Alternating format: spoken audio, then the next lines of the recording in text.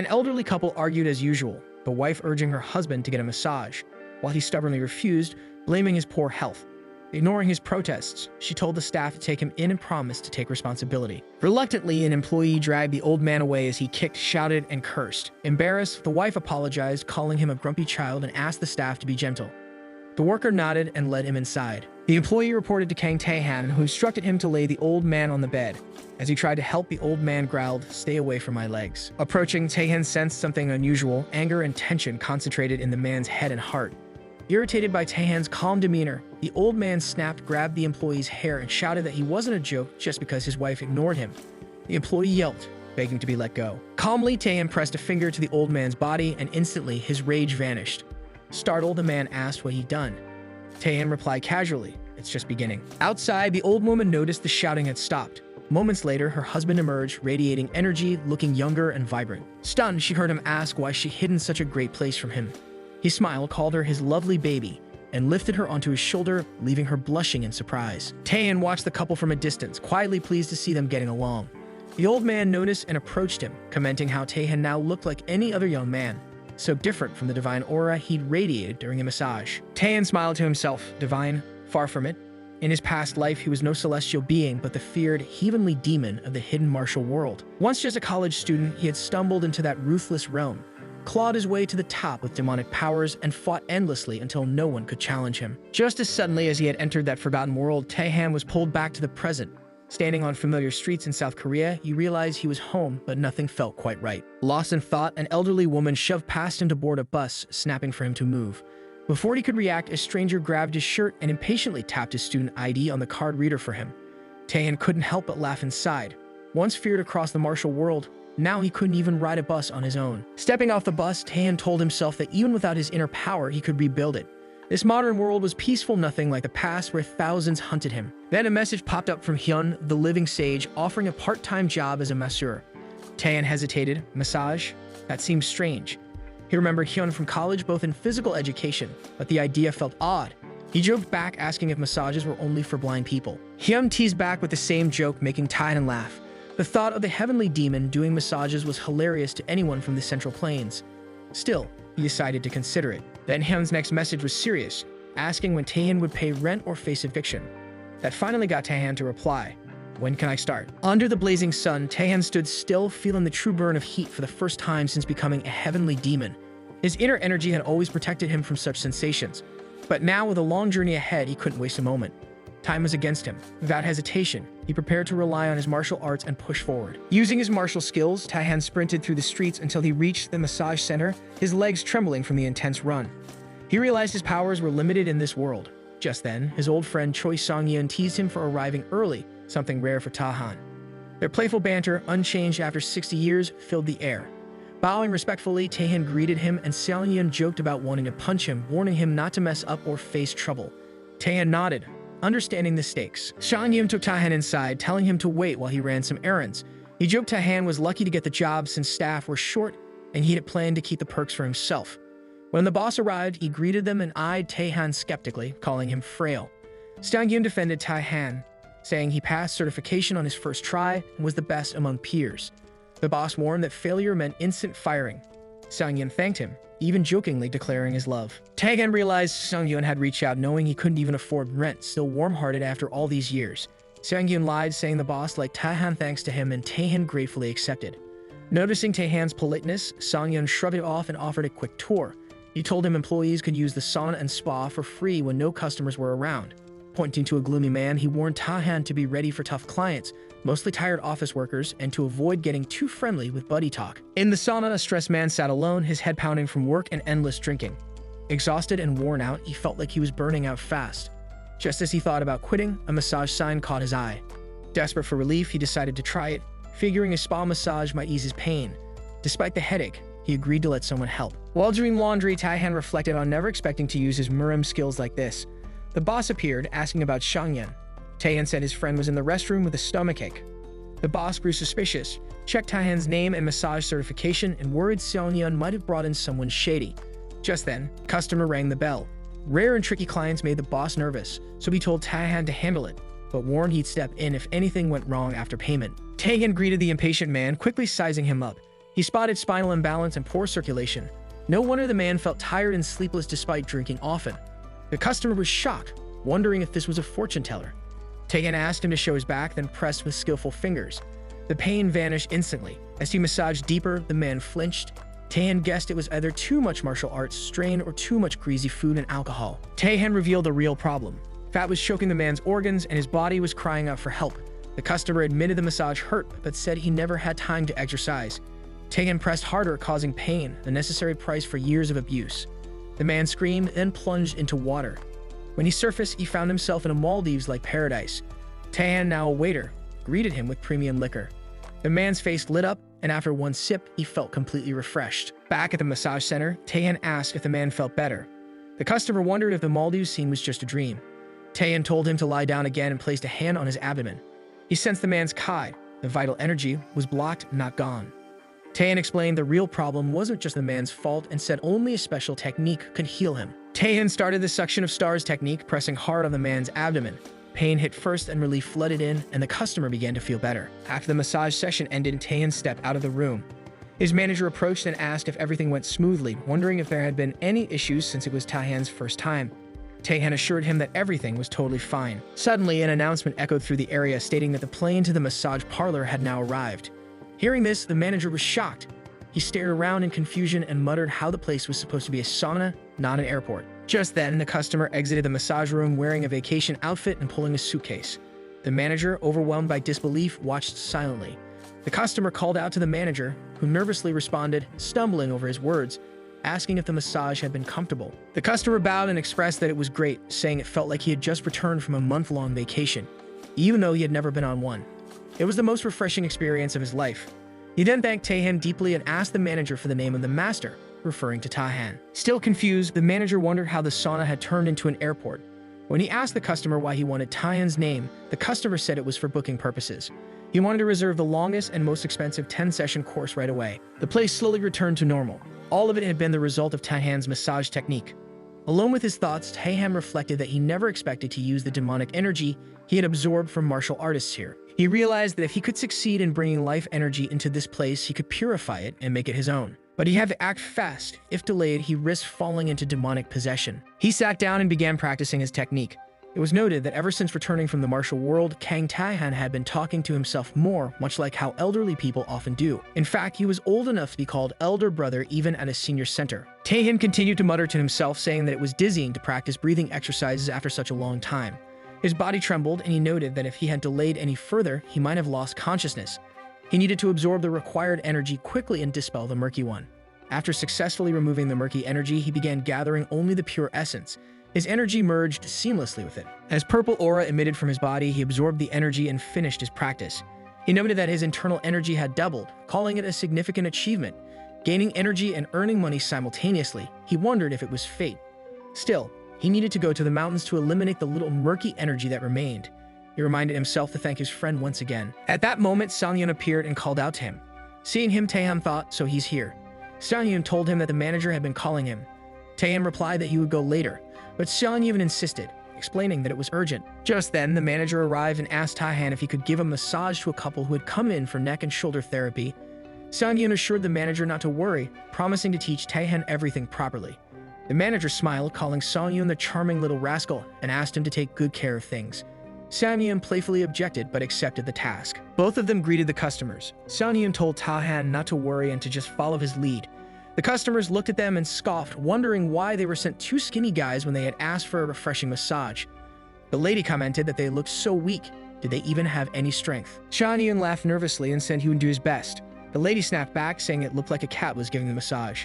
As he apologized, a sharp pain struck Sangyun's stomach again, and he ran off to the washroom. Annoyed, the woman asked what kind of place this was and decided to leave with her brother.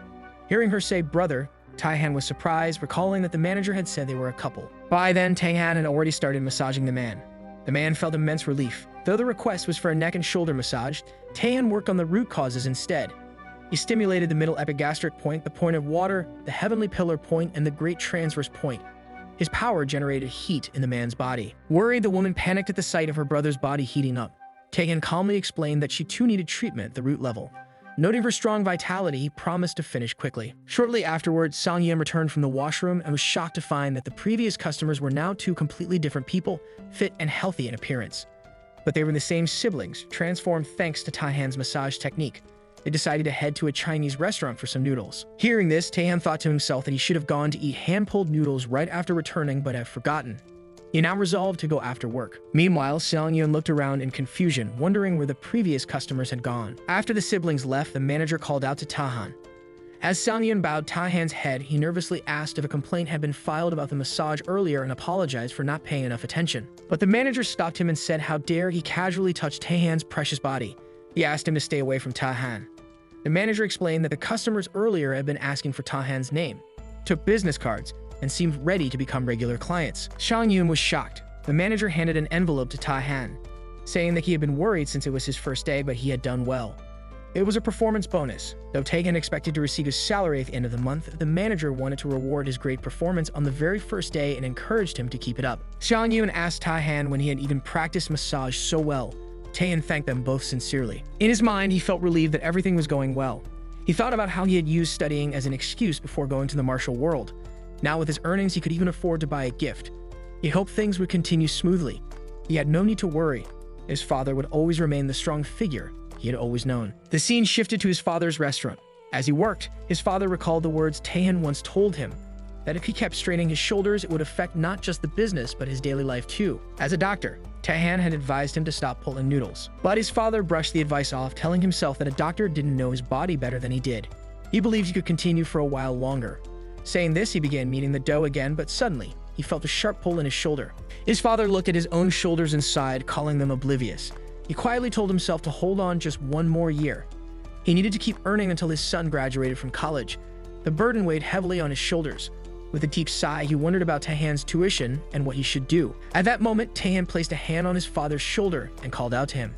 His father looked back, irritated, assuming it was someone else pretending to be Taehan again. But Taehan clarified that he really was his son.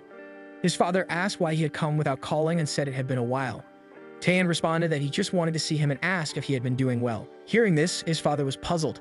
His son wanted to see him? He asked if something had gone wrong while living alone and whether Taehan had eaten. Taehan said he hadn't. His father, acting annoyed, told him that busy college students shouldn't waste time visiting, but said he'd prepare some food and told him to go watch TV in the meantime. Taehan smiled and said that thinking about eating his dad's hand-pulled black bean noodles after so long made him happy. His father muttered that Taehan must have eaten something weird to be saying such nonsense and jokingly told him to get out. Still, he thought to himself that making just one bowl should be okay. He doubted his ability to raise a child if he couldn't even cook a single bowl of noodles for his own son. Seeing that his shoulder pain had eased a little, he figured it was time to show off his skills again. He started cooking and the sound of preparation filled the house. Taehan commented that it sounded like his father was putting in extra effort this time. He recalled how the cutting board never used to break under his father's skilled hands. His father served him the delicious bowl of noodles and Taehan gratefully thanked him. His father told him to eat up quickly, assuming he must be hungry. Internally, his father worried. Had Taehan seen him clutching his shoulder earlier, his sudden arrival had been a surprise. He had never shown interest in black bean noodles before. What had gotten into him? Still, he mentioned he had cooked the onions slightly underdone, just the way Taehan liked them. Soon the food was gone. His father was surprised by how quickly he had finished. Taehan said that every meal should be cherished. It had been so long since he'd had his father's heavenly noodles, and before he knew it, the bowl was empty. His father's cooking was always meaningful, something to be thankful for. His father suspected something and asked if he needed money. Why was he acting like this? Taehan, thinking to himself, remembered how he had vowed never to return home until he succeeded when he first entered college with the money his father had struggled to save. He now realized how foolish that was. His father had simply fed his wayward son a meal and was this happy. A smile lingered on his father's face. His father then asked him directly how much he needed, hoping it wasn't a huge amount. But Taehan replied that a son didn't need a reason to visit his father. He wondered to himself if an unannounced visit was really that strange. His father answered that it was simply because he never used to do it. Taehan declared that things would be different from now on and asked his father to show his back. His father asked why, and Taehan said he wanted to give him a shoulder massage.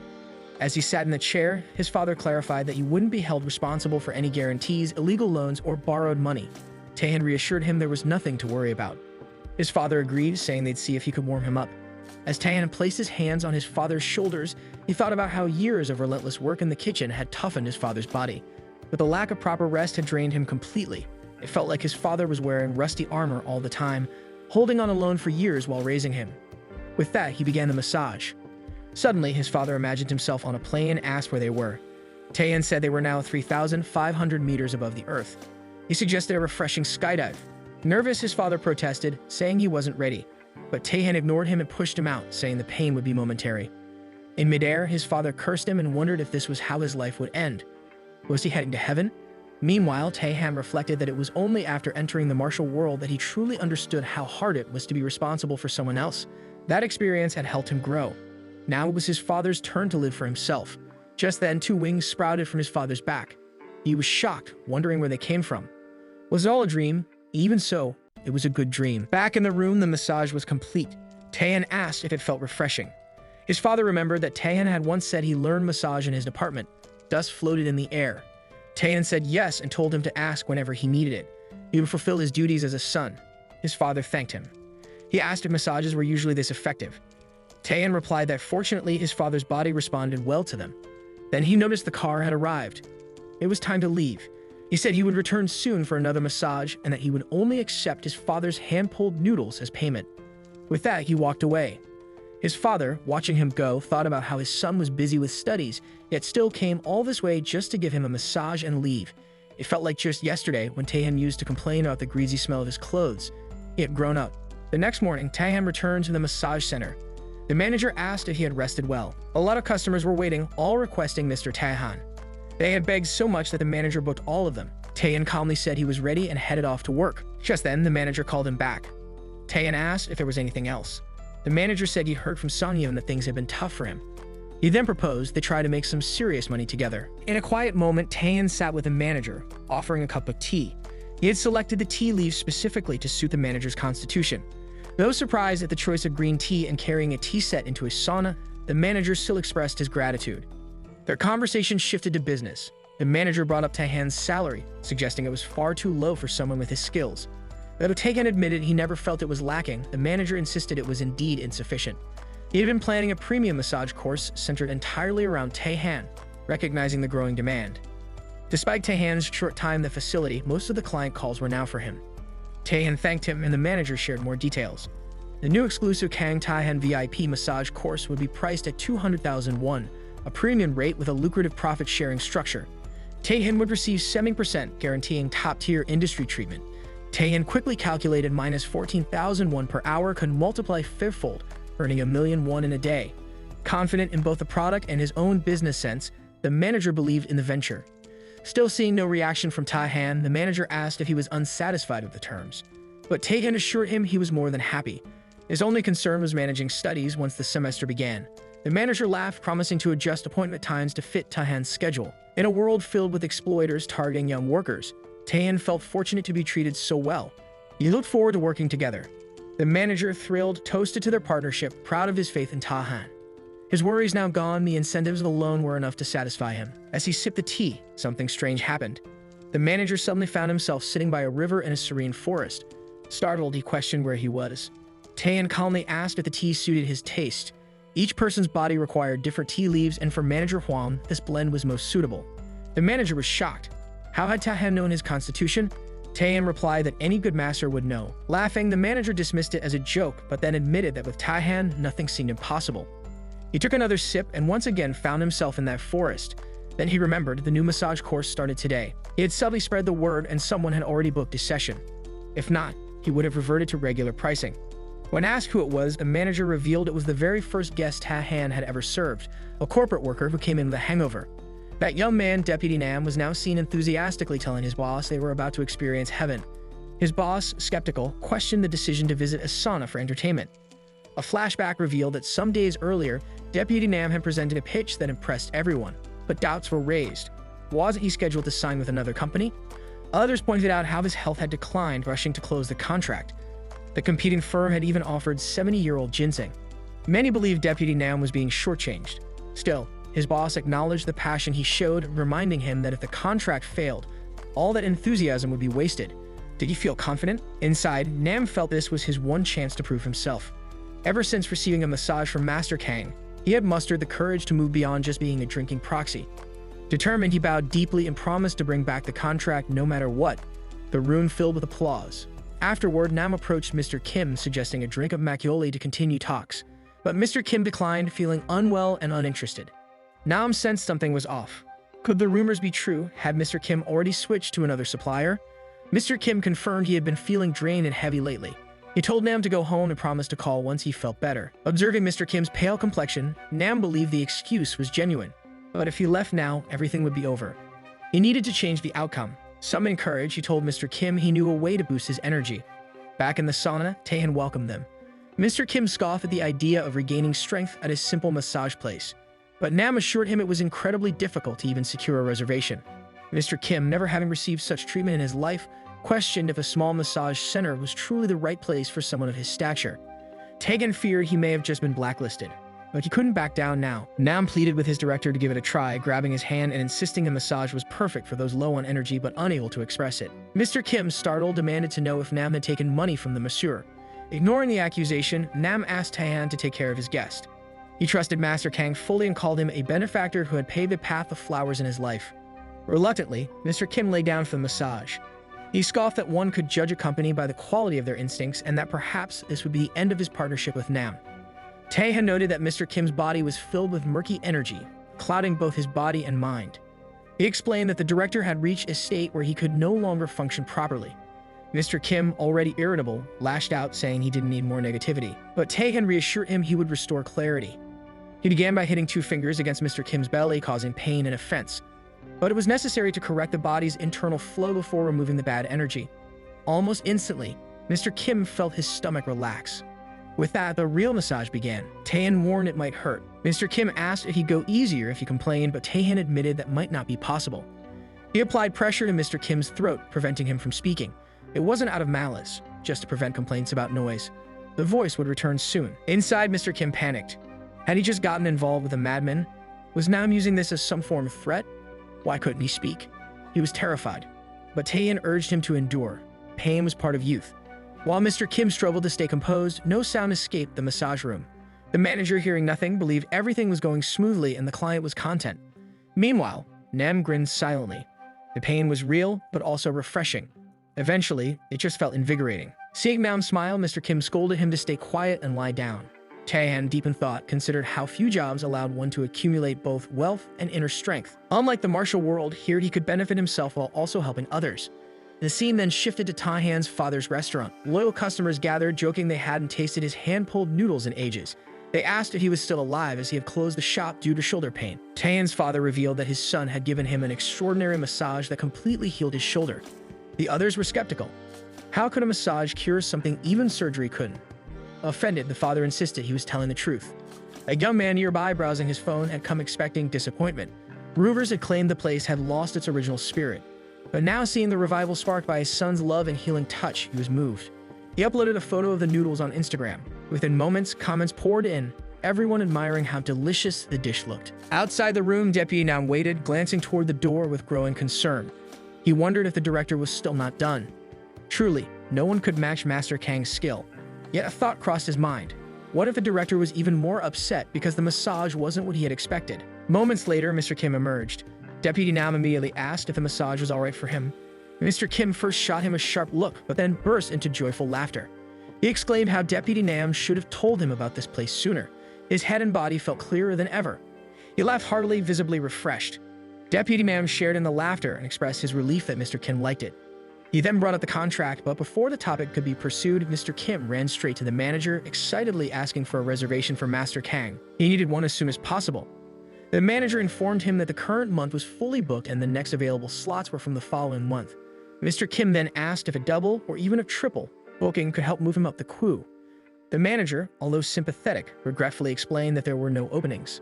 Mr. Kim accepted this and requested to be booked for every available day next month. While changing clothes, Mr. Kim turned to Deputy Nam and asked if he had known about the place before.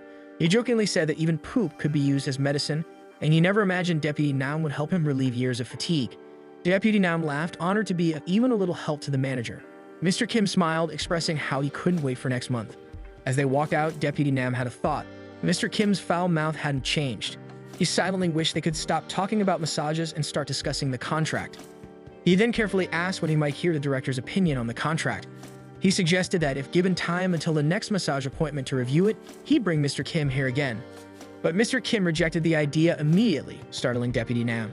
He asked why, to which Mr. Kim simply replied it was because of the contract review. Deputy Nam quickly laughed it off, apologizing. He joked about having only a light lunch and now being incredibly hungry. He pointed out how a massage made the body crave food and suggested they finish the contract over a bowl of bone soup. Mr. Kim, after a moment of thought, agreed. They could finalize the current contract and also discuss the next one over a meal. Deputy Nam beamed with gratitude, thanking the director profusely. Before leaving, Deputy Nam told Mr. Kim to go ahead while he catch up shortly. He bowed again, turning to Taehan and thanking him silently from the heart. Taehan quietly reflected on the words, "Thank you." He had heard them a few times since returning to the modern world, but they still felt unfamiliar. In the martial world, most people had tried to kill him. It felt awkward, but not bad. As he stood there, a grin crept across his face. It was starting to feel real now. This wasn't the martial world. The next day, in front of Kim Taehan's father's shop, he saw a large crowd had gathered. Pushing his way inside, he asked his father why there were so many people. His father, happy to see him, said he was just about to call him. He asked Taehan to help serve food. Together, they served the customers until the restaurant finally emptied. As Taehan cleaned the shop, his father noted how suddenly busy things had become. He credited the post on social media and the restart of his hand-pulling technique. Young customers were coming in droves and the shop was bustling like before. He then mentioned something strange. The shoulder pain he had struggled with had completely disappeared after Taehan massaged it. He smiled, proud of the son he raised, and thanked him. Once again, Taehan heard the words, "Thank you," a phrase that still echoed oddly in his mind. His father asked if he was leaving early again. Taehan said no, he planned to stay for a couple of days. His father joked, wondering if he was helping because the shop was busy. Taehan replied that his father would still have to manage the shop alone. He was planning to go to the mountains. His father asked which mountain and if he was going with someone. Taehan replied that he was going alone. His father, surprised, reminded him how he had always hated hiking since childhood. If he didn't want to work, he could just say so. Taehan smiled and suggested they go together next time since he would be coming every week now. But his father dismissed it, saying there was no mountain he could climb at his age. He told Taehan to go on ahead. He would stay back, enjoy some makgeolli and pancakes, and get a little tipsy. Taehan smiled quietly to himself. He knew his father wanted to join but just couldn't express it. He had a purpose. Next time, he would bring his father along. However, being such a popular mountain, trekkers wandered even where there were no clear paths. Soon, a group of elderly men appeared. One of them commented in surprise at seeing another visitor at that hour. Taehan realized it would be hard to cultivate energy and peace here. One of the old men laughed, thinking they were the only ones who knew about the spot. Another offered Taehan a cup of instant coffee, but he politely declined and wished them a good time. Among them was Chuno, who boldly walked right to the edge of the cliff. His companions warned him to stay away. It was dangerous. But Juno laughed off their concern, teasing them for becoming timid with age. He admired the perfect view, saying that only from that exact spot could one take in the entire landscape. One of the men remarked that those who worked under Chuno would be shocked to see this carefree side of him. Chuno asked if they were scared, and another elderly man urged him to be careful. At that very moment, the cliff's edge crumbled beneath Chuno's feet. He slipped and fell over the side. As they watched from above, Taehan's two friends broke down in tears. One of them, sobbing, recalled how the man once survived after consuming a poisonous mushroom on a mountain. He clung to hope, urging to call the rescue team quickly. Meanwhile, Taehan silently assessed the situation. At that height, even survival would place one in grave danger. He stepped toward the cliff's edge. An old man shouted out, warning the student to come back, calling it dangerous. Taehan calmly responded that he was checking precisely because it was dangerous. His answer shocked the old man, who questioned how he could still talk like that after witnessing what just happened. Another elder asked what Taehan meant, but Taehan simply said he would be back shortly, then jumped off the cliff. The old man gasped in disbelief. As he descended, Taehan sensed the presence of the man named Chono. He located the elderly man, relieved to find he hadn't landed on sharp rocks. He checked his pulse and confirmed he wasn't in a critical state. A faint sardonic chuckle followed as Taehan thought to himself. The heavenly demon, once feared in the martial world, now performing a rescue mission. If anyone in that world knew, what would they even think? Above, the two old men shouted down, asking if everything was alright. One murmured that even if the student managed to reach the bottom, how would he climb back up? Another asked what would happen now. They marveled at the student's bravery, realizing he had jumped off the cliff to save their friend. But one worried, was there another problem waiting to unfold? Soon they saw Taehan returning, carrying Chuno in his arms. The sight stunned them. They asked in shock how he managed to come back up. Taehan reassured them that their friend's life was not in danger. Just then, the rescue team arrived. They questioned why the group had reported the incident earlier. One of the old men tried to explain, though it sounded unbelievable. The student had brought their friend back up. The rescue worker was stunned, confirming again, was it really from this cliff? The old man nodded. The team decided to transport the patient immediately, but noted that the group seemed drunk and would need to testify again once sober. Another elder, slightly offended, claimed he wasn't drunk and questioned why they weren't believed. A third tried to calm him, admitting even he felt like it was a dream. He turned to Tai-Han, sincerely thanking him. The two elders expressed deep gratitude. One handed Tai-Han a bottle of well-aged bellflower root wine. Tai-Han asked if he could taste it. The old man encouraged him, saying he harvested and brewed it himself. It was exquisite. Tai-Han took a sip and thought the drink could pass as a fine elixir. He suspected that if the root came from such soil, the place must be sacred. Feeling the effects immediately, he told the old man he felt better already. The elder laughed, proud of Tai-Han's taste. Curious, Tai-Han asked where the wine had been harvested. The man explained that a wealthy friend owned the mountain where it grew. Tai-Han asked if he could be introduced to this friend to visit the mountain. The elder reassured him, saying after what Tai-Han had done, the man might just gift him the entire mountain. Tai-Han was surprised. The elder revealed that the friend Tai-Han had just saved owned the mountain. The next day, Tai-Han stood by the road, thinking about the elder's words. He planned to visit Juno in the hospital as soon as possible.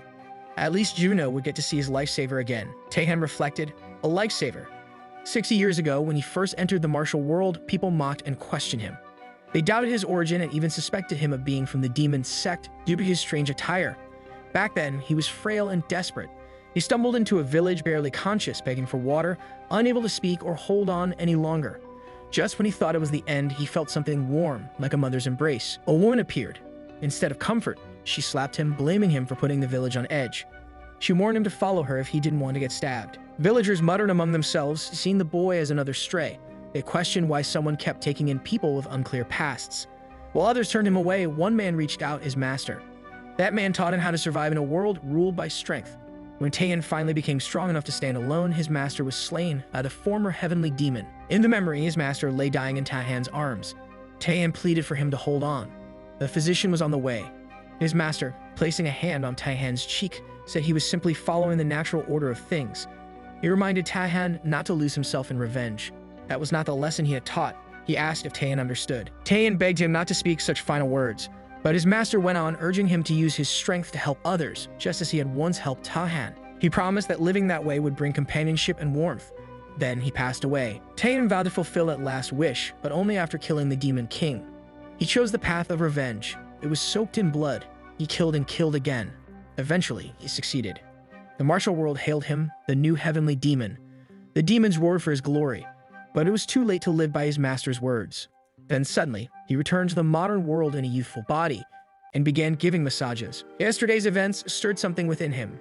He couldn't honor his master's teachings in the martial world, but maybe here in this world he still had a chance. Back in the present, a drunken truck driver was recklessly speeding through the city. Chaos broke out around him. A girl wearing headphones walked down the road, unaware of the danger heading straight toward her. Tai-Han saw the truck. He had vowed not to use martial arts publicly, but now he had no choice. He moved like lightning and stopped the truck just in time.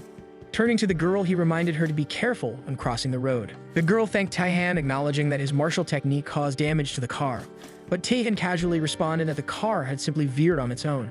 Witnessing this, the girl seemed startled, and Tai-Han quickly noticed her reaction. He pressed gently against her back, prompting a confused response. Calmly, he instructed her to straighten her back and take deep breaths, inhale and exhale. As she followed his guidance, her mind drifted to a forest lodge she used to visit in childhood.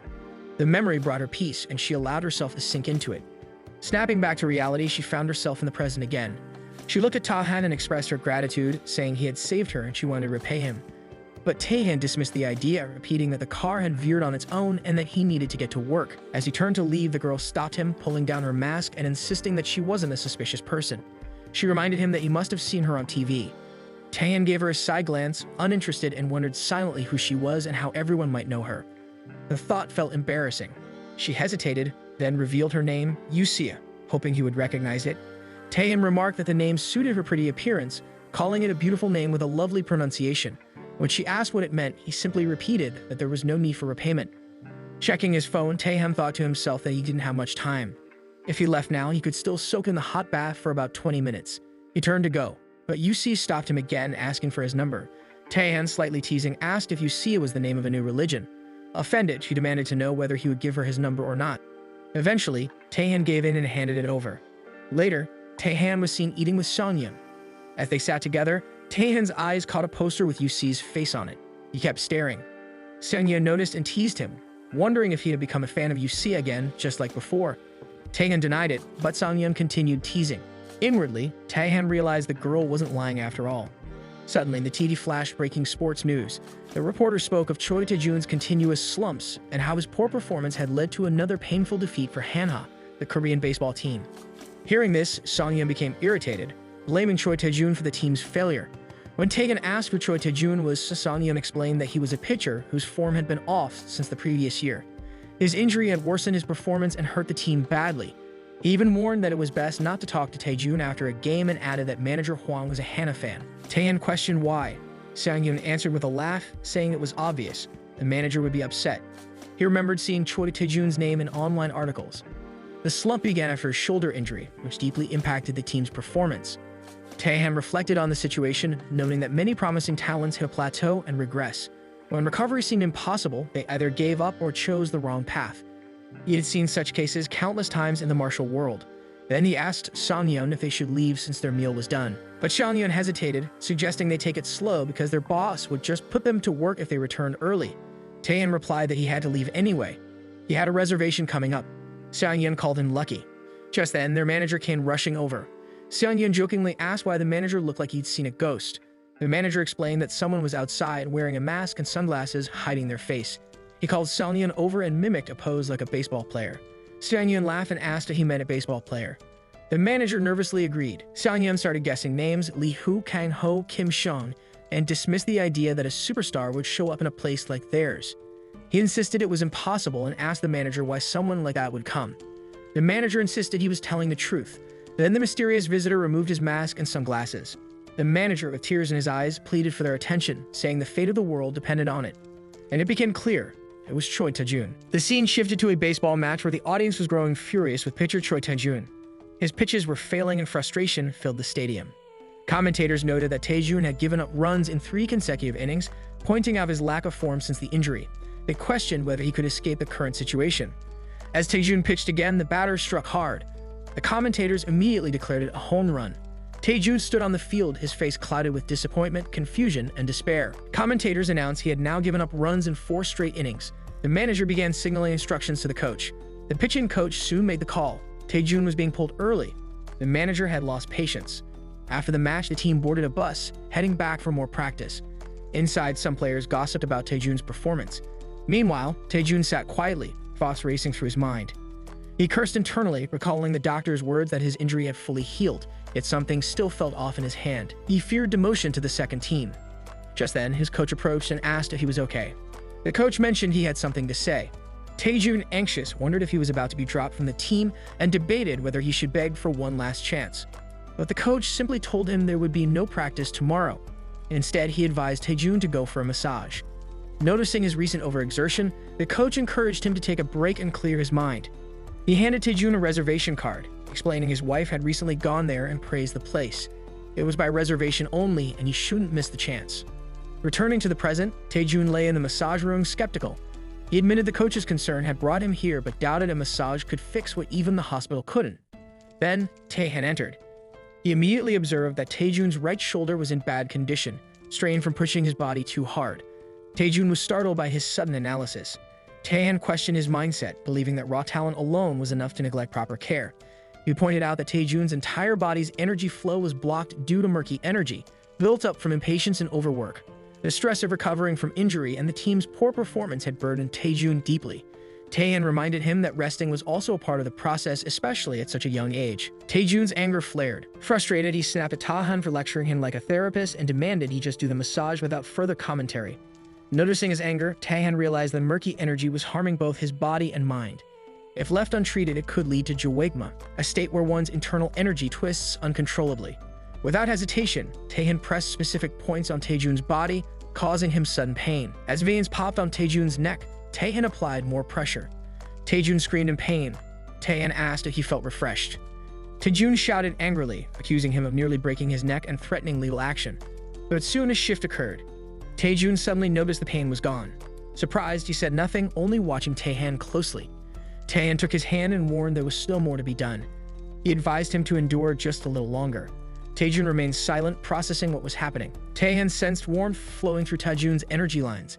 His internal flow had begun to move, but it wouldn't be enough unless the acupoints were properly cleared. He pressed hard on Taejun's hand again, making him cry out in pain and plead for a gentle touch. Taehan instructed him to repeatedly open and close his hand as quickly and widely as possible. Taejun tried but struggled, saying his grip was too tight and that he couldn't do it anymore. Suddenly, an aura of energy began to appear in Taejun's hand, just like what was once seen in Taehan. Seizing the moment, Taehan swiftly twisted his arm. Taejun howled again, accusing him of fooling around instead of giving a proper massage. Taehan insisted he stay flexible and handle it without snapping. He asked again if Taejun felt any better. Astonished, Taejun realized all the pain in his body had disappeared. He was in disbelief. Taehan told him to check his arm. Taejun, surprised, felt sensations returning, fine and clear. He believed he could throw a ball right then. He couldn't tell if it was real or not. Taehan calmly said he looked lighter now and told him to rise and fly high for himself from this point on. Taejun, still confused, repeated the words to himself, rise up and fly for himself. Taehan affirmed it, but doubts clouded Taejun's mind. His recent poor performance weighed heavily on him. The expectations and disappointments of fans haunted him so deeply that even moments of rest didn't feel restful. In response, Taehan offered a prescription. When Taejun asked what it was, Taehan advised him to stop reading internet news. Instead, he urged him to focus on the words of people he trusted and knew personally. Only then could Taejun truly unleash his potential. The scene transitioned to Taejun's next match. He was back on the field, pitching with fierce precision. Batter after batter failed to get on base. The commentators declared with excitement that 3 batters had been sent back to the dugout consecutively. Hannah's ace had returned. It was the true comeback of the king. Watching the match, the sauna manager was moved to tears by joy. Meanwhile, Taehan silently acknowledged Taejun's natural talent. With the right guidance, his skills had rapidly improved. Overcome with emotion, the manager turned to Taehan and hugged him tightly, crediting the victory to his massage. He insisted that whatever Taehan wanted, he would get it for him. But Taehan calmly said he needed nothing. Suddenly, Seong-yeon interrupted, saying he had a request. The manager immediately told him to leave. Soon after, you see a message Taehan introducing herself and asking if he had time the next evening. At that moment, her advertisement appeared on TV. The manager, surprised, asked if Yusia had become that famous. Seong-yeon informed him that the drama she starred in had become a massive hit on Netflix, and that she was now incredibly popular. He added that any guy in his 20s who didn't know her would be seen as completely clueless.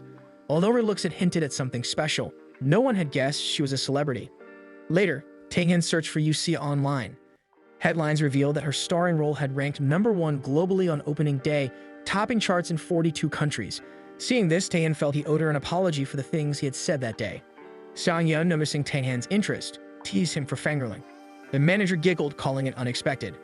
Taehan denied the claim and reminded them all that today was course registration day. Shocked, Seong-yeon realized he had forgotten. Taehan, already registered, reminded him that everyone should be responsible for their own tasks. Seong-yeon, frustrated, called him an old man and asked what he should do. He asked the manager if he could make a call, and the manager agreed. Seong-yeon declared his love for the manager and shouted that Taehan would pay for this, vowing not to remind him next semester. Taehan calmly reminded him it was their graduation semester. The manager chuckled and left for the bank. Meanwhile, Taehan replied to Yusia, saying he could manage to meet but might be a bit late due to work. As he sent the message, he noticed her reply came instantly, almost as if she had read his mind. He wondered if she had telepathic powers. They agreed to meet, and Yusia would make the reservation. Soon, an employee entered asking the manager about his massage schedule. Taehan informed him that the manager wasn't around. The employee then questioned how Taehan had become so close with manager Hwang. When Taehan asked what he meant, the employee hinted at rumors, suggesting Taehan was getting all the customer assignments lately and even speculated about a possible MLM scheme. Hearing this, Taehan thought how rumors and conspiracies often targeted the exceptional. In the past, such whispers would have been silenced decisively. He then offered the employee a massage, noticing stiffness in his neck. The employee initially declined, then hesitated and agreed, suggesting they go to room 3. Secretly, he wanted proof to confront manager Hwang directly. As Taehan began the massage, the employee drifted into memories of his childhood. He recalled his father fixing his bicycle, joking it might be faster than a motorcycle. He had doubted it at first, but after riding it, he had shouted with joy at how fast it was. His father had apologized for not being able to buy a better bike. But the boy had loved the bike because his father had fixed it with his own hands. He had declared then that he wanted to grow up to fix broken things too, just like his dad. His father had smiled, telling him he surely had the knack for it. In the present, the employee wept as he remembered his father. Taehan recognized the man's skills and reputation, silently appreciating that he had a good father. He told the employee the massage was finished. Surprised, the employee exclaimed that it felt different and understood why so many customers preferred Taehan. He asked if Taehan could share his techniques someday. Taehan smiled and agreed. The employee, touched by the offer, realized he might have misunderstood Taehan all along.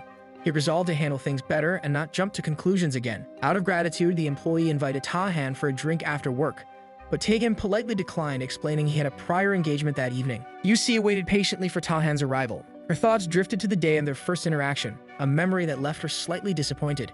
Shaking it off, she reminded herself to stay cool and humble today. Soon, Taehan arrived, asking if she had come already. She responded affirmatively, surprised that she hadn't noticed his presence. Trying to regain composure, she pointed out that women could arrive first too. It wasn't the Joseon era anymore. She then teased him, asking if he now knew who she was. Taehan confirmed, saying it seemed everyone around recognized her. Brightening up, she joked that he must be deeply moved that she had arrived first and waited for him. Taehan agreed, and she led the way, suggesting they go inside. As they entered the restaurant, Taehan mentioned the place gave him fresh energy. Yusi agreed, mentioning she had dined there several times before. A waiter approached for their order. Yusi confidently said she would go with a course meal again like last time. But as she scanned the menu prices, shock washed over her. The dishes were far more expensive than she remembered. Last time someone else had paid, so she hadn't noticed. Spending this much on meat felt excessive. She briefly considered saving the money instead, but reminded herself that as a top star, she couldn't show hesitation. More importantly, she owed Taehan her life. This was the least she could do. Composing herself, she ordered a special assorted platter. The waiter returned with the beef, offering to grill it for them. Yusi hesitated. Was it because she was a celebrity that he was being so attentive? She worried it might affect her image.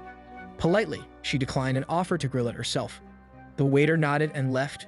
In her mind, she imagined the staff being surprised to see a top star grilling her own meat. But as she looked around, she realized they were grilling for everyone. Come to think of it, she had also waited for the grilling last time. She reassured herself grilling beef was crucial after all. Yet, when she tried grilling, she accidentally burned it. She had tried to show off, but ended up overcooking the meat. Taehan offered to take over. He grilled it expertly and handed it to her. Yusi took a bite, and it melted in her mouth. Amazed, she jokingly asked if he worked at a Korean beef omakase restaurant. Taehan looked puzzled. She clarified, praising his grilling skills. He admitted he often grilled meat, but was currently working as a masseur. Surprised, she asked if he was good at acupressure. He said yes. She extended her hand and asked to try it. Taehan agreed and offered to check her pulse first. She asked how it was, recalling how dramas show characters diagnosing conditions just by checking the pulse. Taehan told her she had a congenital heart weakness. She was shocked he knew, since she had struggled with it in her youth. He pressed a specific spot on her palm, instructing her to do so often. She winced and jerked up. Concerned, he asked if it hurt. She quickly brushed it off, though she had suddenly felt a sharp sensation that startled her heart. Unnerved, she asked to stop the acupressure. Taehan recommended dansum tea for her heart and said it would help if brewed regularly. She nodded and told him to eat before the meat burned. Meanwhile, Taehan's thoughts wandered. The mention of dansum reminded him of the bellflower root wine he had once consumed. He had wondered if the person who had fallen off the cliff had recovered by now. Determined, he decided to get permission for herb picking that week. As thanks for the meal, he intended to bring her some suitable herbs. The next day, Taehan visited an elderly man named Chuno. Chuno's friend, a doctor, greeted him and apologized for not contacting him earlier. He explained that Chuno's condition hadn't changed. If needed, he could later share the mountain's location with Taehan. Taehan said it was fine, but politely asked if he could check Chuno's pulse. The doctor was surprised and asked if Taehan had studied traditional Korean medicine. Taehan explained he had learned it long ago. The doctor laughed, skeptical that a non-specialist could learn anything from a pulse check. Taehan checked the pulse and said there were no major issues. The doctor agreed, but said no one had been able to find a reason why Juno couldn't wake up. Taehan asked if he was certain. The doctor replied there was no reason to lie. Taehan then asked if he could try waking Chuno up. The doctor, shocked, questioned what he meant. When Taehan repeated his request, the doctor laughed, saying it was the first time he had smiled in a while. Though he felt down due to his friend's condition, the unexpected comment lifted his mood. Taehan calmly told him to prepare a recovery room because Juno would wake up soon. The doctor was taken aback, asking him to stop joking. He warned that he'd get upset if Taehan continued. But Taehan firmly stated that he had no reason to joke. Reluctantly, the doctor allowed him to try. He said if Juno woke up, Taehan could have the entire hospital. But if he didn't, before he could finish, Taehan warned him not to make such reckless promises at his age. Words could bring ruin if spoken carelessly. With that, Taehan placed his hand on Chuno's chest and began channeling his martial energy. While Juno remained asleep, Taehan's martial magic took effect, causing Chuno to unknowingly dream of picking peppers. In his dream, he wondered why he was picking them. Soon, his grandmother called in for a meal. She praised the peppers, saying they were nice and firm. She cheerfully remarked that her eldest grandson's work would go well and everything would proceed smoothly. Juno, referring to the golf course expansion, hoped it would go well too. His grandmother reassured him not to worry and offered him a drink. After eating, Juno said he was full and enjoyed the meal. When she urged him to eat more, he replied that his stomach felt like it would burst. She agreed and then told him it was time to meet his benefactor. Confused, Juno asked what she meant. She reminded him that picking peppers symbolized good fortune and now, after eating, he would meet someone important. She mentioned that the spoon symbolized inheritance and expressed her happiness to give him these things before he woke up from his dream. Juno, startled, asked what dream she was referring to. His grandmother then hit him on the head with a spoon, said goodbye, and wished to see him again. Calling out to his grandmother, Juno finally woke up. Taehan watched him open his eyes and confirmed that he had finally awakened. Juno's friends stood stunned, unable to believe what he was seeing. Modern medicine had failed to bring Juno back, yet he had just woken up so simply. The friend asked how it was even possible. Taehan reminded him that he had promised to wake Juno up. The friend recalled that he had jokingly promised to give Taehan the hospital if Juno recovered. Taehan thought to himself that the statement was absurd and must have been taken as a joke. Before Taehan could say anything about the promise, a mechanical voice suddenly said, "Honey, you woke up." Turning around, Taehan realized it was a sound-based device. Juno picked up the device, speaking with his wife. She asked about his health. He assured her he was all right and mentioned he had met his grandmother in a dream. After saying goodbye, he put the device down. Moments later, his wife rushed in and hugged him. Juno apologized for making her worry and said everything was fine now. She told him not to worry because the only thing that mattered was that he was awake. Junho then thanked Dr. Hoyan, acknowledging that he had helped them again. When he assumed that Hoyan, as the hospital's director, had done a lot, Hoyan dismissed it, saying Junho's wife had managed the bills. Junho clarified he meant something else and asked about the man standing beside Hoyan. Hoyan introduced the man as Junho's benefactor. Junho tried to recall, then suddenly remembered seeing the man on the mountain. Hoyan confirmed that the man was the one who had saved Junho after he fell from the cliff. Silently, Hoyan reflected on how extraordinary it was. Despite all the hospital's advanced equipment, they couldn't determine the cause or wake Junho up. Yet this young man had done it, and seeing it firsthand made it hard to believe. Junho asked what else happened. Hoyan told him that the man had helped him regain consciousness. Taehan introduced himself and expressed genuine relief to see Junho awake. Junho asked if Taehan was really the one who woke him up. His wife laughed and teased director Hoyan, suggesting that the hospital now belonged to the young man. Hoyan, flustered, stuttered at the suggestion. Taehan revealed that Hoyan had promised to give him the hospital if Junho woke up. Junho's wife confirmed it, saying she saw it all on the home camera, including Taehan waking Junho up. Grateful, Junho thanked Taehan and said his grandmother had told him he would meet his benefactor. It now seemed clear that benefactor was Taehan. Taehan modestly said it was nothing. Junho then jokingly pointed out that he never realized how much his friend cared for him, staking an entire hospital for his sake. Hoyan leaned over and whispered to Taehan that he may have taken the joke too far. He thought to himself that legally transferring a hospital foundation to an individual wasn't possible, so perhaps they could find another solution. Taehan replied that he had also been joking. It wasn't something that could actually happen. Hoyan, relieved, played along and praised Taehan's sense of humor. Junho teased Hoyan, amazed to see the usually composed director flustered. Hoyan muttered that he would repay Taehan someday and asked Junho how much he remembered about the accident. Junho said he remembered walking toward the cliff, slipping, and then nothing. He wondered aloud how he could be perfectly fine now, jokingly asking if he had become a superhero. Hoyan brushed off the comment, calling Junho crazy and laughing. He lightened the mood and remarked that seeing Junho joke meant he was ready for discharge. Junho turned to Taehan and acknowledged that he must be disappointed not to get the hospital.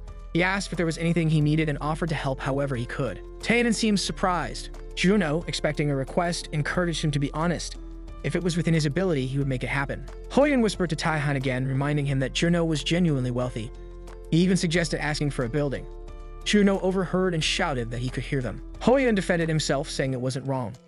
Taehan was his lifesaver after all. Junho reminded Hoyan to keep his promise and give the hospital. Hoyan insisted that since Taehan said it was a joke, he didn't give it. Junho pressured Taehan to admit it wasn't a joke. The two friends then had a brief friendly quarrel like bickering kids. Taehan quietly observed that men, whether in the martial world or here, were equally childish. Still, it was good news. Junho was awake, and he happened to be the owner of a mountain rich in medicinal herbs. On the other end, customers flooded the lines, all calling to book an appointment with Kang Taehan. The manager sighed, apologizing and informing them that every slot for the month was already taken. He offered to schedule them with another masseur, but the callers declined politely and ended the call. Letting out a breath, the manager leaned back and murmured to himself. Everyone wanted Taehan. He had expected the premium course to gain popularity, but not to this extent. Just then, Seong-hoon appeared. The manager noticed him and asked if he had finished his massage. Xiang-Hun nodded and inquired if all those calls had been about Ta-Han. The manager stammered, then brought up how Xiang-Hun had been getting a lot more work lately. He silently wondered if Xiang-Hun was feeling jealous, hoping it wouldn't lead to any unnecessary issues. Xiang-Hun admitted that while his income had increased, he could now clearly tell the difference after receiving a massage from Ta-Han. Surprised, the manager asked if Xiang-Hun had really experienced one himself. Xiang-Hun explained that it had just happened somehow, a brief session, nothing long. But even that had felt different. The manager's frustration bubbled up. When had Xiang-Hun received that massage, he, who handled all the appointments, hadn't had one himself. Xiang-Hun insisted it was a short session, yet emphasized how unique it had been. The manager agreed. It was amazing. Taehan's presence, his energy, he seemed like someone who had trained for decades. It was hard to believe someone so young possessed such skill. Xiang-Hun confessed that if pride weren't in the way, he'd consider asking Taehan to be his master. The manager suggested he actually ask him formally. They might not have much time left working with Taehan. After all, someone with his skill was bound to receive an incredible offer and leave. He advised Xiang-Hun to learn as much as he could while Taehan was still around. Sting shifted to a hospital, where Juno sent Taehan a location in the mountains. He asked for his thoughts. Was it worth visiting? Taehan studied the geography, confirming that the location looked excellent. Juno, surprised, asked if Taehan knew how to read geography too. Taehan explained that the energy line continued from Garyongsan, with the Umbang River flowing in front. Across the river lay Bakchi's Holy Mountain and Chilgapsan. Historically, Garyongsan was believed to be protected by twin dragons and Chilgapsan by a tiger. The combined energy of these sacred mountains along the proximity to water make the place ideal. He noted it certainly felt like a good piece of land. Juno voiced concern. The terrain was rougher than expected. Still, Taehan expressed strong interest in going. He wanted to pick bellflowers from there. Hoyan chimed in, acknowledging how special those bellflowers were. Juno asked if it was really necessary to go so far. It might be dangerous. Taehan explained his father loved herbal liquor and would appreciate it even more if the herbs were handpicked. He asked if he could go the next day if it wasn't too much trouble. Juno said there was no problem if he truly wanted to go, but reminded him it was an unused piece of land with nothing there. Hoyan suggested planting some fruit trees there. Juno replied that they tried, but the soil wasn't fertile enough. Nothing had grown well. Taehan considered the possibility. He thought to himself, spiritual energy isn't always beneficial. In its raw form, it can be harmful if someone lacks the strength to absorb it. That's why many martial artists face setbacks after consuming expensive elixirs carelessly. Later, Taehan returned to the mountain alone to gather herbs. He muttered to himself that the place, untouched by humans, was overflowing with spiritual energy. Its density was incredible, especially in this modern age. He pulled an herb from the soil and noticed it. Many herbs here had the same spiritual richness as the bellflowers. Curious, he scanned the area, and what he found left him astonished. It would take months to gather all the elixirs and herbs hidden within this mountain.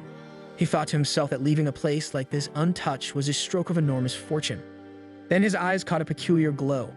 That color of energy, it confirmed it. He had struck gold. Rushing towards the spot rich with herbs, he scanned the ground. Just as he had thought, it exceeded all his expectations. Each herb he saw had been growing for at least 20 years.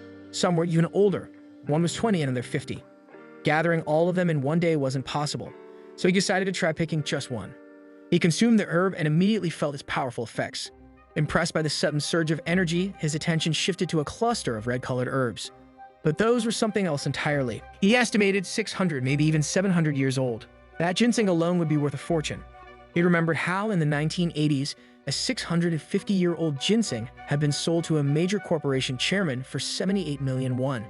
Back then, that was the equivalent of 4 apartments in Gangnam. With such a treasure, he could easily become a real estate mogul. He chuckled at the thought. Xiangyan always dreamed of being a rich, idle man. It wouldn't be so bad to get rich just to tease him. Still, before anything else, he needed to take care of the landowner and his father. Whatever remained could be used to strengthen himself. With this, his father wouldn't have to suffer minor ailments anymore. Suddenly, he sensed something, an unfamiliar presence. It had been drawing closer since the beginning of his time on the mountain. A pig-like creature appeared before him. It declared the mountain a sacred place and demanded he put down the ginseng and leave at once. Taehan looked at it calmly. The creature could speak. That confirmed it was a spirit creature. In a world where the presence of energy had faded, seeing such a being was fascinating. He suspected it must be the mountain god. The creature confirmed it. Yet despite knowing its identity, Taehan showed no fear. The creature sensed a strong energy from Taehan, something not typical of a human. It assumed Taehan must be a monster in human form and launched an attack. But Taehan swiftly moved out of harm's way. The monster noticed that the attack had vanished without a trace. Taehan, watching it, quietly said he had been called a monster once before. The mountain god, stunned that Taehan had dodged its strike, demanded to know what he was. Taehan smiled to himself. It had been a while since someone had called him a monster. If the creature wanted to know what happened to those who used that word, he was ready to show it. The monster roared in rage, declaring that he didn't care who Taehan was. No one could be allowed to take the herbs of that mountain. If Taehan wanted them, he would have to kill the guardian first. But Taehan, calm and composed, told the creature it still didn't understand its situation. With a final farewell, he tapped the monster's neck with just 2 fingers. The creature collapsed, stunned. As he hit the ground, a single thought echoed in his mind. Was this how it would all end? Was he going to die like this? He inhaled deeply. The scent of earth filled his senses. If this was the end, he supposed he would return to the soil. But something felt different. The smell of the earth. It was unfamiliar. Then realization struck. This was no ordinary soil, it was his favorite yellow clay. Suddenly overwhelmed with joy, the monster saw a familiar yellow clay bath before him. With childlike excitement, he jumped into it, splashing around happily. It had been ages since he last enjoyed a yellow clay bath. The sensation was blissful. He reminisced about the days when he traveled across the country just to soak in different yellow clay baths. Back then, between protecting the mountain, avoiding hunters, raising his children, and managing the herbs, he rarely had a moment of peace. But now this bath, it was different. It felt even better than the best yellow clay he had ever experienced. It was as if 100 years of fatigue were melting away. He wondered about the origin of this miraculous clay, but decided to simply enjoy the moment for now. As the illusion faded, the monster returned to the present.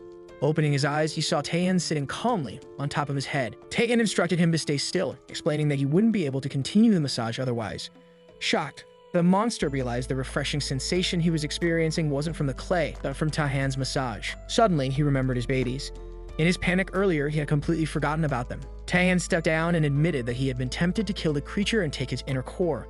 But just as he was about to strike, he had seen the small creatures trailing behind, the monster's children. He couldn't bring himself to leave the children without a parent. However, he warned that if the monster ever reached the end of his life, he might still take that core. The monster, somewhat reassured, asked if Taehan would spare him for now. Taehan confirmed it. If he ever needed the core, he would let the guardian know in advance. The creature, unnerved, muttered that raising the core only to take it later was even more cruel. But Taehan deflected the comment and suggested they discuss that matter another time. For now, he asked the monster if he noticed his body feeling lighter. The monster paused, then realized that yes, vitality was coursing through him. He hadn't felt this refreshed in ages. Taehan explained that protecting the mountain while raising children had worn the guardian down. He had unblocked the creature's energy channels and relaxed his muscles. It would help for a while.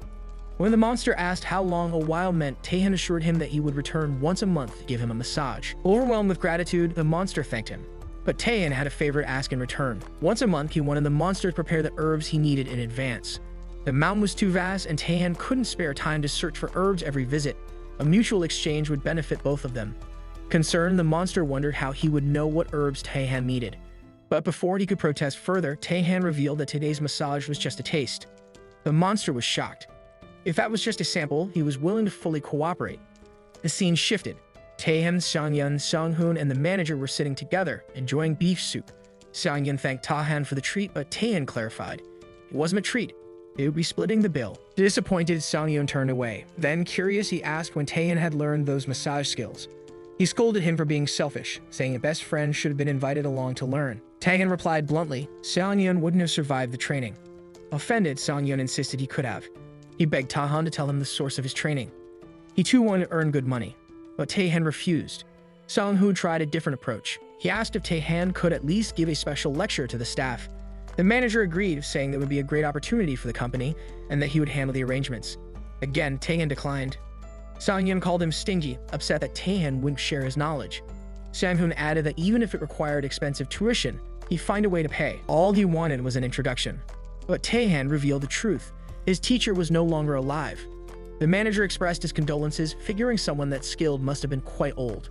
Sunghoon agreed, realizing there must have been a reason Taehan hadn't said anything earlier. Eyes welling with tears, Sangyun told Taehan to carry on his master's legacy. He believed in him. Taehan admitted he was trying, but he wasn't sure if he was doing it well. Quietly, Sunghoon thought to himself what a shame it was. He had truly wanted to learn. Then, as if reading their thoughts, Taehan made an offer. Since they were discussing it, he asked if they wanted to learn. They were shocked. Taehan clarified he couldn't offer long sessions due to his packed schedule, but during his breaks, he could teach them a little. He reminded them he never lied. If they weren't interested, they could forget it. Sangyun immediately accepted. He was in. Sunghoon followed, asking if he could join too. Taehan welcomed him as well. Grateful, Sunghoon thanked him sincerely. Seung-yeon cheered, already dreaming of the money he would make. The manager, observing all this, had a realization. If those two could learn to massage like Taehan, they could earn enough incentive money to buy an entire building. The thought left him stunned and amazed. After finishing their meal, the group headed to the massage center. Seung-yeon eagerly pushed Taehan inside, urging him to start teaching quickly before the lunch break ended. He dashed ahead, shouting that he'd be waiting in Taehan's room. The manager watched in surprise, noting it was the first time he had seen Seung-yeon so enthusiastic. Apologetically, he told Taehan it seemed he'd become even busier. But Taehan replied that the manager had to join as well. The manager hesitated, saying he wasn't learning, but Taehan clarified they needed someone to receive the massage. The manager, thrilled at first, smiled brightly, thinking he'd be massaged by Taehan. But when he learned it would be Seung-yeon and Sang-hoon doing the massage, his smile faded. Inside the massage room, Taehan announced that Seung-yeon would begin first. He asked him to massage just as he normally would. Seung-yeon started on the manager's shoulders, but it caused him pain, and the manager shouted at him. Flustered, Seung-yeon said he was just a bit tense. Taehan stepped in, took his hand, and guided him. He was to use his middle and index fingers and apply only 30% of the previous force. Taehan observed that Seung-yeon's energy was faint, and he needed to build up his internal energy first. Seung-yeon, feeling nervous, checked the sensation in his own body, confirming Taehan's observation. Next, Taehan called Sang-hoon to take over. Seung-yeon protested, saying he had just started. Sang-hoon began massaging the manager, who remarked that it was better than Sang-yeon's attempt, though Taehan's skill was clearly on a different level. Sang-hoon humbly accepted the feedback. Taehan guided Sang-hoon's technique, instructing him to apply more pressure using his thumb and sweep upward. The manager reacted with bliss, overwhelmed by the refreshing sensation. He described it as a massive waterfall crashing through his stiff shoulders, making him feel like he was melting away. Even though Sang-hoon couldn't use internal energy yet, the manager found it impressive and called him amazing. Taehan silently thought that with proper control of his energy, Sang-hoon could become highly skilled. Sang-hoon thanked Taehan and asked if he had any plans after work. He suggested they celebrate and offered to treat him to dinner. The manager immediately agreed to join. Sang-yeon complained about being left out. The manager then noticed Taehan looked more fit and asked if he had been working out. Taehan reflected that his internal energy had increased, leading to muscle development. He needed to test his strength after work and decided to do physical training to maintain the balance between mind, energy, and body.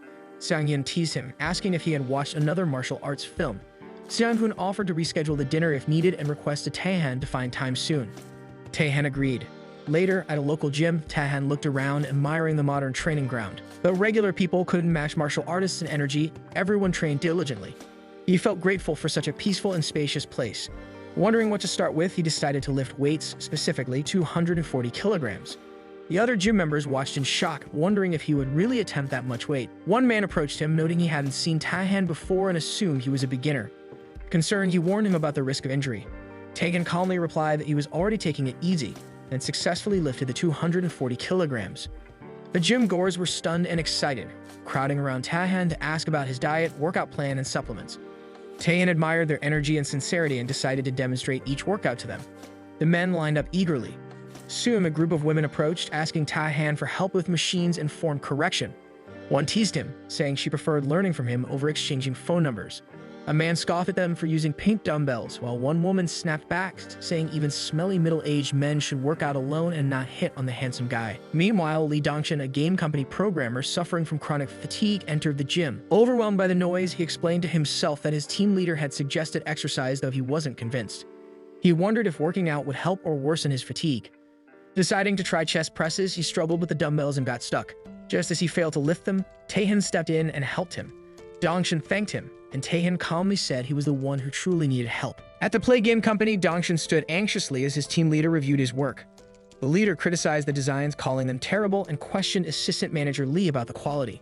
Dongshin apologized, but the leader ordered a complete redo and told him to report back by next week's meeting. Dongshin nodded and accepted the task with a tired expression. Later, as he sipped coffee looking worn out, his manager approached and expressed surprise that Dongshin was still at work. Dongshin explained that the team leader had given him revisions. The manager, recalling Dongshin's reputation as a genius in the gaming industry, teased him. Dongshin brushed it off, calling those days a thing of the past. The manager chuckled and reminded him that stamina was key in this field, emphasizing the importance of exercise. Dongshin, surprised, questioned the idea. The manager explained that energizing the body clears the mind and sharpens the senses, urging Dongshin to work out regularly. Dongshin agreed. At the gym, Dongshin struggled with lifting weights. Taehan, nearby, noticed and stepped in to help. He pointed out that Dongshin's energy channels were severely blocked and asked when he had last gotten proper rest. Dongshin hesitated, unable to answer.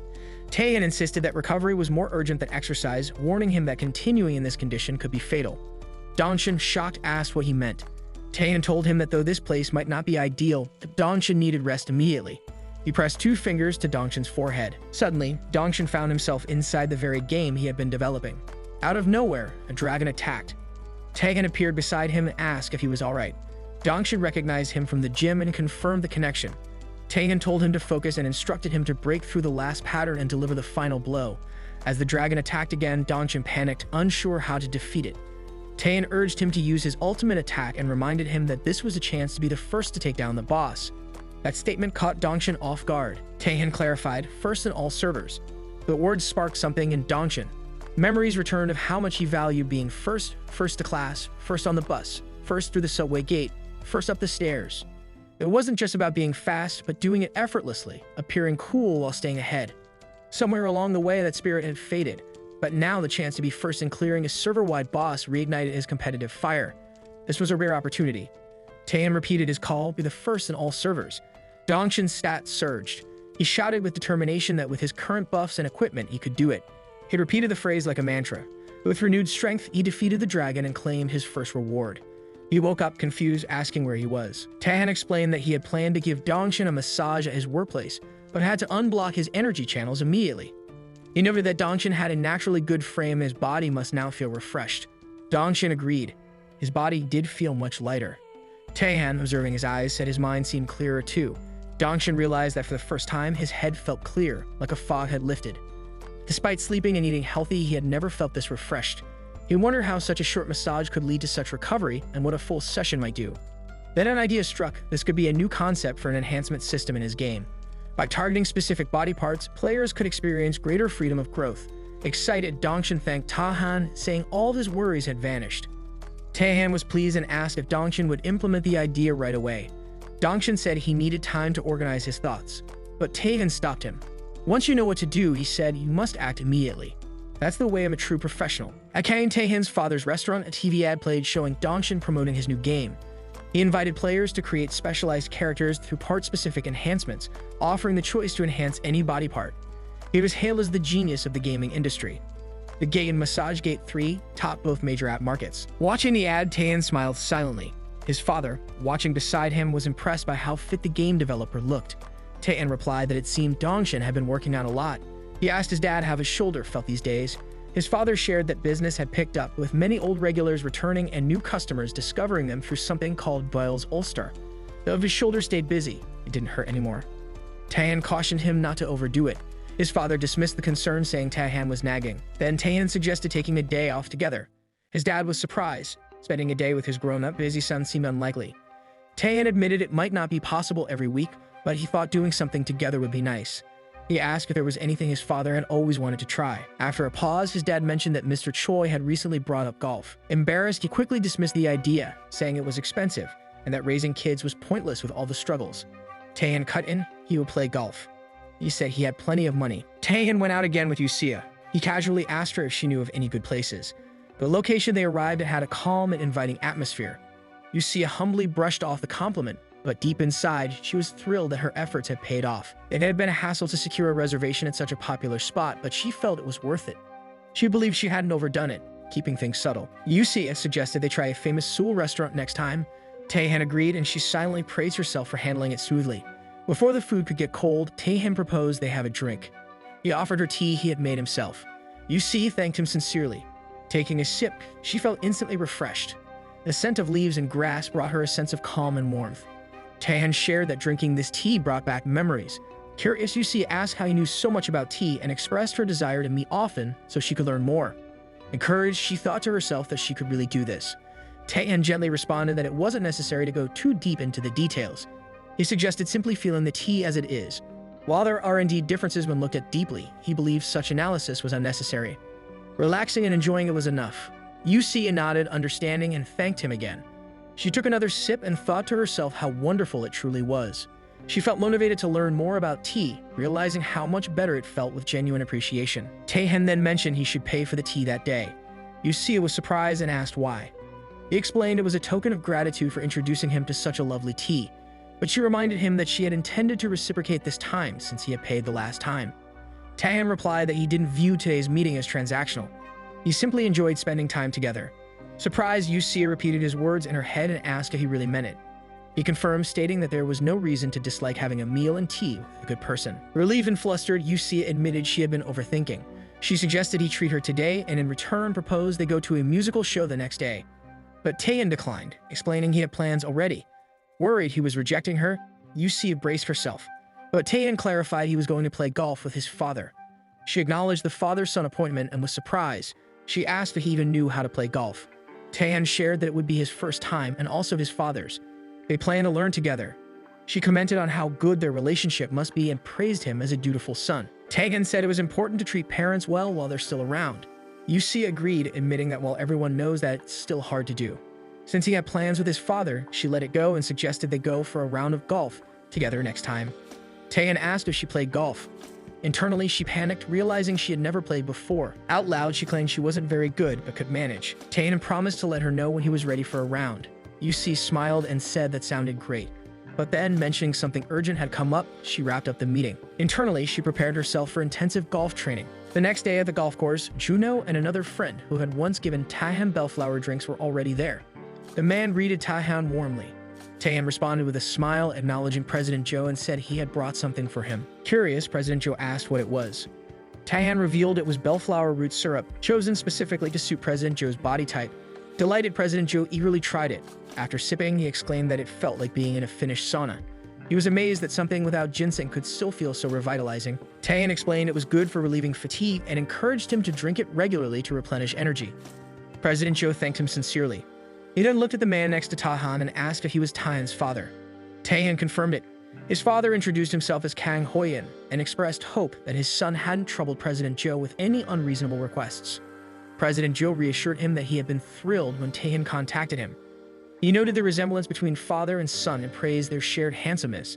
Laughing, he introduced himself as Joe Wonho, someone who owed his life to Taehan. Surprised, Kang Hoyen asked what he meant. President Joe explained that Taehan had once risked his life to save his best friend on the rugged slopes of Mount Bairongsan. Astonished, Kang Hoyen admitted he had no idea. President Joe told him he had an amazing son. They both laughed, joking about being like brothers. Kang Hoyen hoped he wasn't being too presumptuous, but President Joe insisted otherwise, saying he'd be hurt if that were the case. Taehan interrupted, asking if they were going to play golf. President Joe turned to Kang Hoyen, inviting him warmly. Kang Hoyen hesitated but agreed. President Joe encouraged him to speak comfortably, and they headed out. They started playing. Watching Kang Hoyen swing, President Joe complimented his improving skill. He suggested using the 7-iron first to get a feel before trying the wood. Kang Hoyen accepted the advice but quietly asked Taehan if he understood what it meant. Taehan admitted he didn't really, but it was clearly a compliment. Kang Hoyen sighed, thinking he should have studied a bit beforehand. Taehan reassured him that they were there to learn and that enjoying the experience was all that mattered. Kang Hoyen joked that it was about watching his swing, and Taehan affirmed it. Taehan observed how happy his father looked. He thought to himself that he should bring him here more often. Suddenly, he sensed a particular energy nearby. His eyes fell on a girl. Watching her movements, he noted the balance and finesse. Nothing in her form seemed out of place. Judging by her outfit, she appeared to be a student training to go professional. Her physical abilities seemed finely tuned, but that only made it more unfortunate. In her current condition, Taehan realized she wouldn't be able to make a career out of it. The girl sat down, muttering to herself, frustrated by her performance. She questioned what was wrong with her body and why her shots weren't as good as they used to be. Annoyed, she cursed at herself. Taehan approached her and commented that it seemed like she could have sent the shot much farther, calling it a shame. The girl turned to him, surprised, and asked if he was talking to her. He replied that there was no one else around he could be speaking to. She raised an eyebrow, finding his comment awkward, and jokingly asked if he was hitting on her.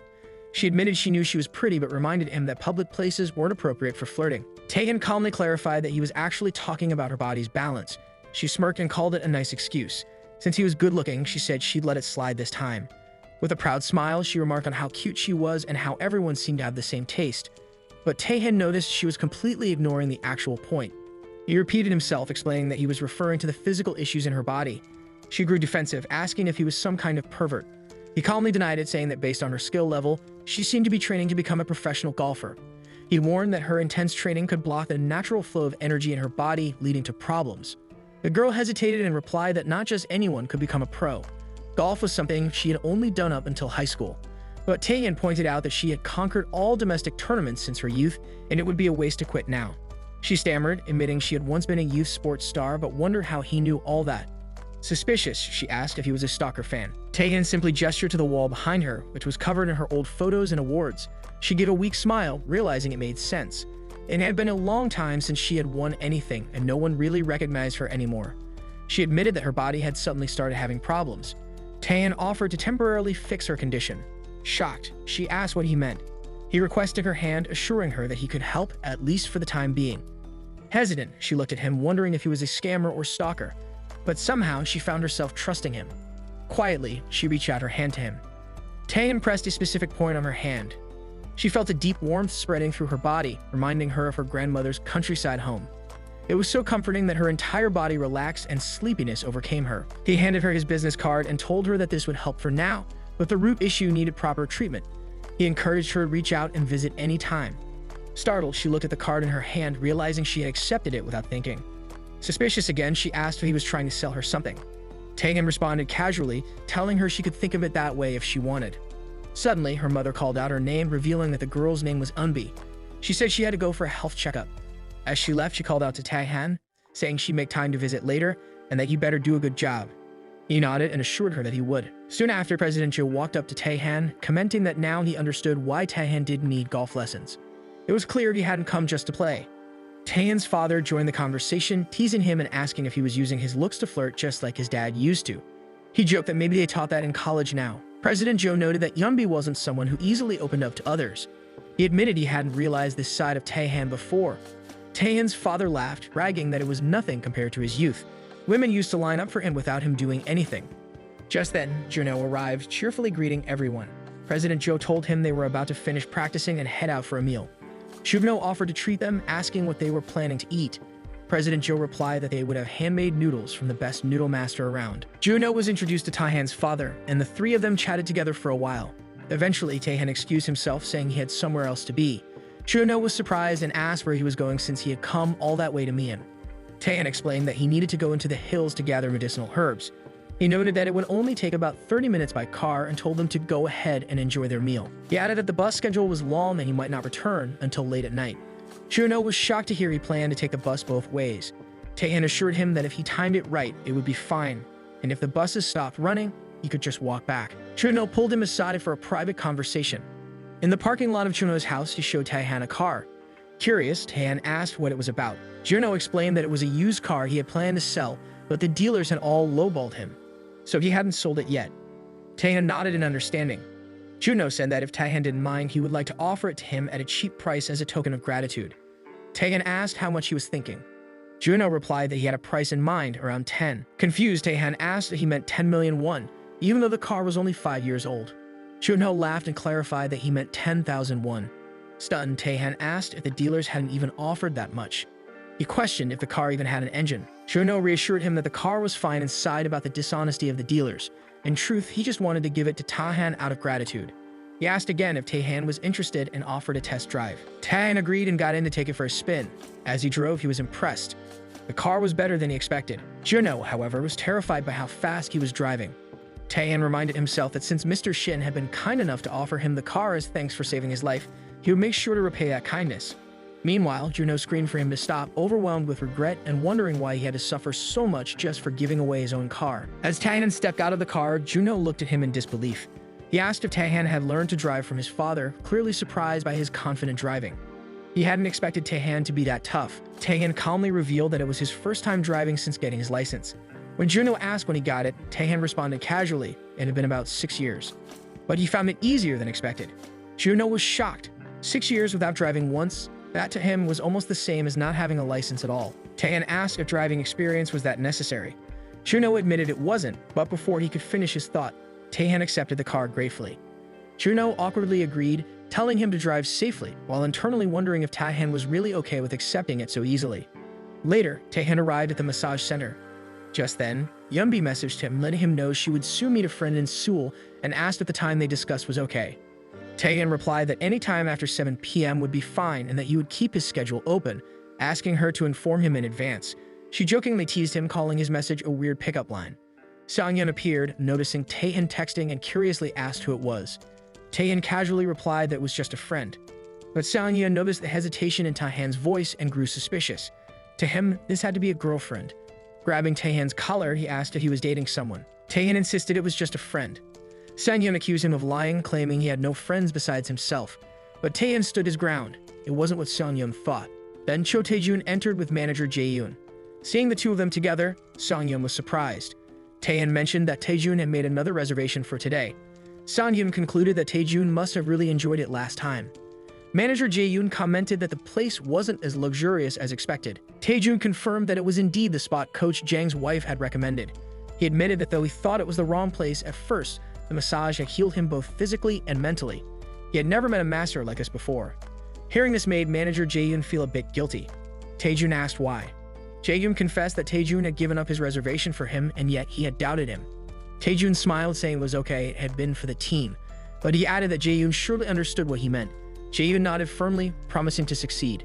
Tae-jun then told the coach that if he had any discomfort, he should try the massage too. He had been working non-stop, but manager Jae-yoon refused. He was there to work, not to relax. Tae-jun teased him, saying once he tried it, he wouldn't think that way anymore. He even gave up his own vacation for the team. Didn't that show how much he cared? Taehyun approached and noted that they were early for the appointment. Tae-jun greeted him respectfully, introducing Jae-yoon as their coach. Jae-yoon silently observed Taehyun. He looked too young unless he was older than he appeared. Taehyun asked what brought them there today.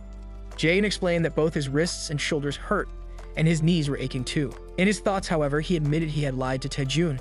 His real issue was his lower back. He wanted to see if Taehyun would notice. Taehyun surprised him by pointing out that the lower back was the more urgent issue. Jae-yoon was stunned. Taehyun then invited them inside. Tae-jun requested Taehyun to take good care of the coach. Jae-yoon, a bit nervous, assured him he would be back soon. Tae-jun wished him a good session. Inside, Jae-yoon tried to insist that only his wrists and shoulders needed attention, but Taehyun dismissed the claim. He told Jae-yoon the real problem lay in his lower back. Pressing down firmly, he triggered something in Jae-yoon. Suddenly, Jae-yoon found himself in a scorching desert. The heat made it hard to breathe. His throat was dry and he was completely alone.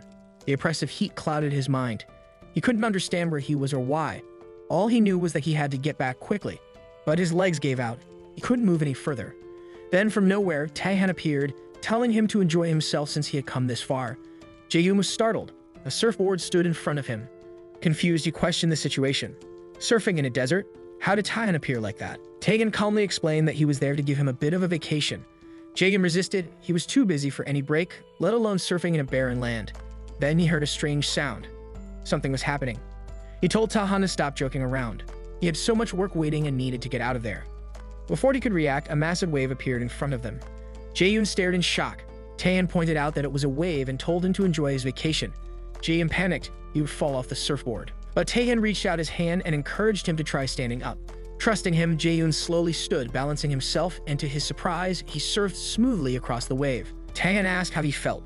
Jae-yoon responded that it was a refreshing feeling he had never experienced before. Thanks to Taehyun, he had tried something completely new. Taehyun told him he was welcome and encouraged him to discover how to truly relax on his own. Suddenly, Jae-yoon snapped back to reality. Taehyun informed him that his lower back seemed fine now. Jae-yoon was surprised the massage had already ended. He hadn't even noticed. Taehyun remarked on how much pain he had endured. Jae-yoon laughed, saying if it made him feel this refreshed, he wouldn't mind enduring pain for the rest of his life. Taehyun grinned, saying that in that case, he'd make it stronger next time. Just as he was about to leave, Jae-yoon grabbed his hand and stopped him. He admitted he wasn't there just for a massage. Finally, with clarity in his voice, he confessed his true reason. Jae-yoon declared that he wanted to personally hire Taehyun to provide massages for his players. Taehyun informed Sang-yeon about becoming the exclusive masseur for the Hana Hawks. Sang-yeon reacted with surprise at the news. Inside the sauna, he asked if Taehyun was really going to accept the offer. Taehyun explained there was no reason not to, as he already visited Daejeon weekly, where the team was based, and he had agreed to start next week. Sang-yeon was shocked. Their conversation was overheard by the manager, who misunderstood and thought Taehyun was quitting the sauna. Disappointed, he believed Taehyun's departure would affect the business, ruining his chances of taking a vacation. Silently, he bid farewell to his dream of summer holidays. Back in the sauna, Sang-yeon told Taehyun he was envious. Taehyun casually said that if Sang-yeon wished, he could come along even as an assistant, but Sang-yeon declined, saying he needed to make money and couldn't take on that role. Taehyun said he expected this but promised to bring back some signed baseballs from the players if he got the chance. Sang-yeon became excited at the idea. The manager, overhearing again, asked in disbelief if Taehan was only going for a day off and not quitting. Taehan clarified that he had no intention of leaving, having just renewed his contract at the sauna. The manager, greatly relieved, hugged him, expressing his gratitude and admitting he was worried both for Taehan and his vacation plans. He had also feared that Taehan might settle Hanha. Taehan reflected that if it weren't for money, he wouldn't have chosen to be a masseur. Curious, Sangyeon asked what he would have done instead. Taehan admitted he probably would have taken up mixed martial arts. Sangyeon laughed, reminding him how they both used to hide from bullies in high school. Taehan simply said he was just expressing a thought. Hearing this, the manager felt Taehan might be serious. Sangyeon told Taehan that no matter how pathetic he was, he would always support him. He urged the manager to treat Taehan well, as he was their pillar. In response, the manager hit Sangyeon and told him to stop bothering Taehan. Sangyeon groaned, wondering why he was always the target. Taehan smiled at the scene, thinking how the manager was experienced and sensitive to people who genuinely cared about him. Each day, meeting various clients and seeing them feel refreshed after a massage gave him a strange, satisfying feeling, something he never felt during his days as a heavenly demon. Now he enjoyed this natural, peaceful emotion. There was no need to leave the sauna. He simply wanted to enjoy this life.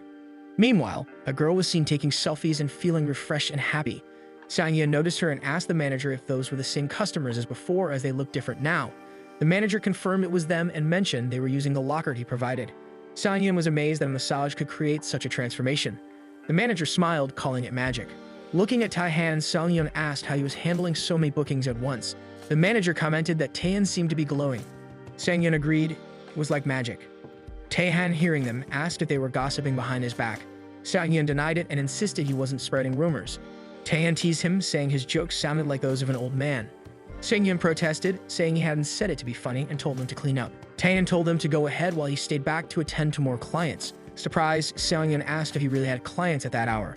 Suspicious, he jokingly accused Taehan of having invested in stocks, incurred losses, and was now working nights to recover the money or even gambling. He warned that gambling wasn't a joke. Taehan, confused, denied any involvement in gambling or stock losses and showed Sangyeon his bank balance. The amount shocked Sangyeon, who exclaimed that it was redder than his own blood.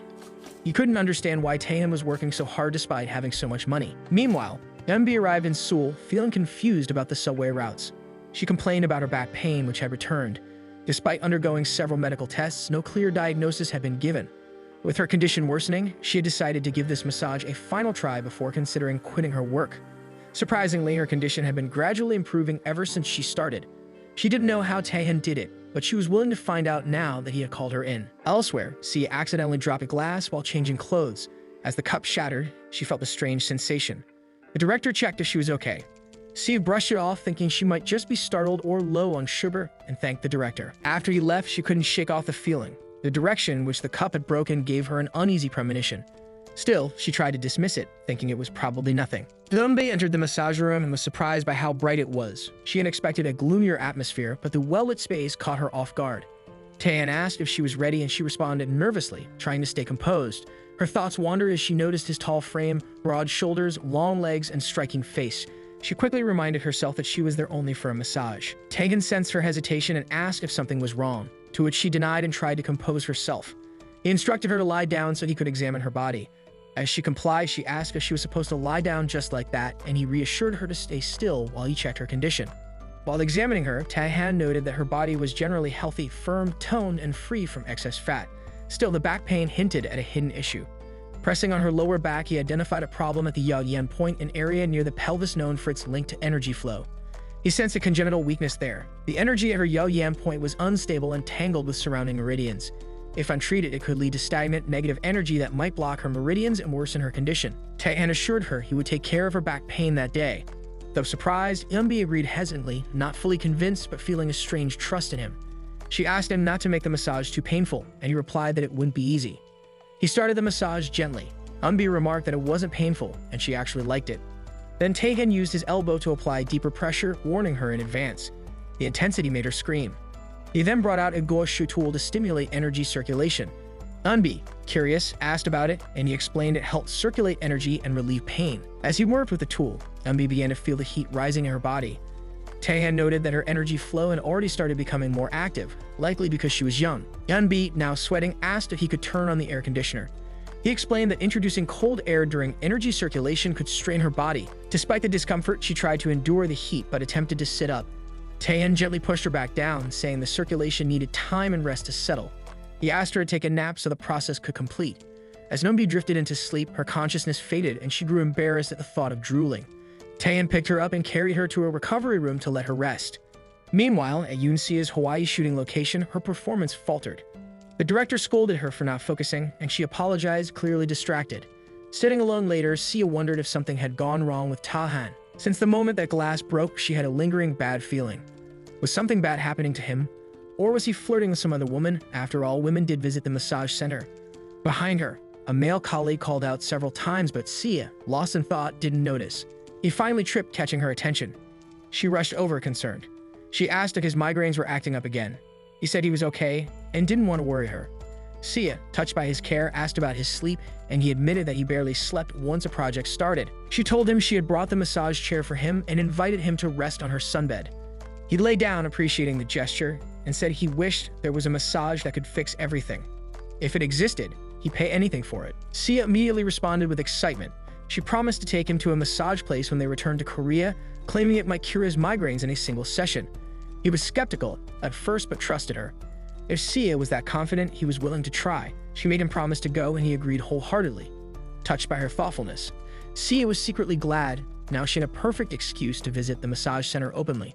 If any woman dared flirt with Taehyun, it would be their last day. Back at the massage center, Eunbi, still asleep, appeared to be in discomfort. Taehyun noticed this and wondered if her meridians were still not fully cleared. Suddenly, he felt a faint sense of danger. Though no one was visibly present, he was certain he had sensed a faint killing intent. Eunbi suddenly woke from her sleep, startled by a terrifying dream. She sat up, trying to process what she had seen. From outside, Taehyun called out to ask if she was awake and if he could come in. As he entered, he asked how she was feeling. Eunbi realized, almost in disbelief, that the aching in her back had completely disappeared.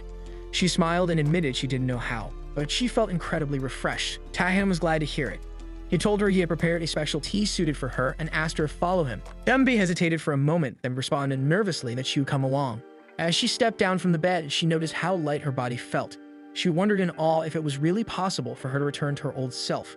Then, shaking her head, she scolded herself for getting carried away after just one massage, reminding herself that such things only happen in movies. Taehyun showed her a flower and introduced it as Cornelian cherry blossom, explaining that the tea made from it would help with her back, knees, and blood circulation. He then prepared the tea from that very flower and handed it to her. Eunbi took a sip and exclaimed at its fragrance and comforting taste. She said she had never tasted anything like it before and started to wonder if the tea had been specially prepared for her. Taehyun confirmed that it was. Surprised and flustered, Eunbi turned red, wondering what was going on. She questioned if this was some high-level flirting. Taehyun noticed her reaction and asked if something was wrong. Eunbi quickly said it was nothing. Then, addressing him, she paused and pointed out that he wasn't old enough to be called Mr. Taehyun confirmed that he was 26. Eunbi then suggested that perhaps there was a more suitable title for him. She shyly proposed calling him Abba, since their age gap wasn't too wide. Taehyun smiled and told her she could call him whatever she wanted. Eunbi felt even happier inside and told him he could also address her in whatever way he felt comfortable. Taehyun agreed and then asked how she was feeling now. Eunbi responded with joy, saying she felt much better, almost like she did before the pain had started. Taehyun warned her not to push herself too hard for a while, as there was a risk of relapse. Eunbi assured him she wouldn't, laughing nervously. In her mind, though, she admitted it was unrealistic to think that a single massage could fix everything. Taehyun advised her to be cautious for just 3 days. Eunbi repeated the words 3 days in disbelief. He explained that since her energy had been blocked for a long time, she needed proper rest. Eunbi burst into laughter, amused at the idea. When Taehyun asked why she was laughing, she said it just sounded ridiculous. She explained that she had been feeling so bad she was about to give up on her dreams. She told him that if it was a joke, she wouldn't be disappointed. Taehyun reassured her that it wasn't a joke. Eunbi smiled and said she just needed to rest for 3 days, right? Taehyun noted that she didn't seem to believe him. Eunbi replied that she did believe him. Then, feeling hungry, she suggested they go eat. Taehyun said it was time. He reminded her that her body was still recovering and suggested they head out. At that moment, Taehyun received a message from UC asking if he was okay. The scene shifted to Pyongyang University. Students were seen chatting about their final semester. Among them, Sanghyun sat quietly, feeling bored. He regretted not asking Taehyun to take him along. His thoughts drifted to the day he found out Taehyun would be working for the Hana Hawks. At the time, he had wanted to go too, as his assistant, but he had refused, saying he needed to make money, not be an assistant. Now he regretted opening his big mouth, calling himself crazy for doing so. In the classroom of Pyongyang University's College of Physical Education, Professor So Ju-won arrived to take attendance. He went down the list and asked about Kang Taehan. Song-yeon informed him that Taehan couldn't make it due to work. The professor acknowledged it, recalling that Taehan was now with the Hana Hawks. The students were surprised. They asked if it was the same baseball team that was always in last place. They wondered what he was doing there. Perhaps something like rehabilitation therapy? Professor Soju-won confirmed that Kang Taehan had started working as a master for the Hana Hawks. He said it was impressive that Taehan was working even before graduation. Some students scoffed, doubting Taehan's impact on the team. They joked about him being blamed and fired if the team's performance didn't improve. The professor acknowledged their concerns. He admitted that massages alone wouldn't drastically improve performance and agreed that job security could be unstable. However, he emphasized that getting hands-on experience in the field was rare and valuable. Even if Taehan failed and returned, he said he would still applaud him for taking on the challenge. Meanwhile, at the Hana Hawks training ground, the players were in action. One of them hit the ball so hard it felt like it reached a satellite, shocking everyone around. A coach asked Coach Jang what was happening, wondering how the players were suddenly performing so well. Coach Jang reminded him that today was the day Kang Taehan was scheduled to give massages. He said the players who received massages were now in amazing condition. Just then, Taehan appeared, walking out onto Hana Hawks master Kang Taehan. As Taehan stood nearby, a coach approached him, grabbing his hand with gratitude. The coach's eyes welled up as he expressed how long it had been since he'd seen such passion from the players.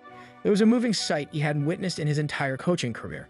But Taehan humbly deflected the praise. It wasn't because of him, he explained. The credit belonged to Coach Jae-yoon, who was willing to kneel for the players' sake. Surprised, the coach asked for clarification.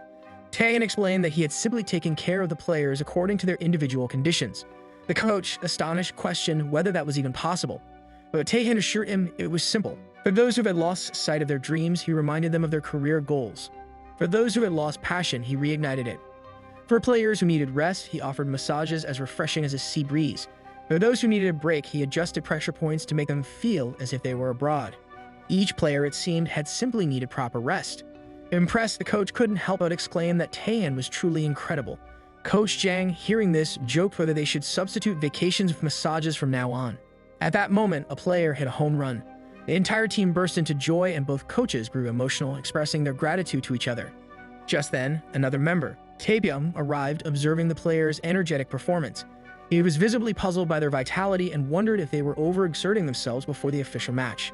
The coach sighed, mentioning his impending retirement and how their team's history would soon come to an end. Taebyung remarked that the players looked unfamiliar and asked if they were rookies.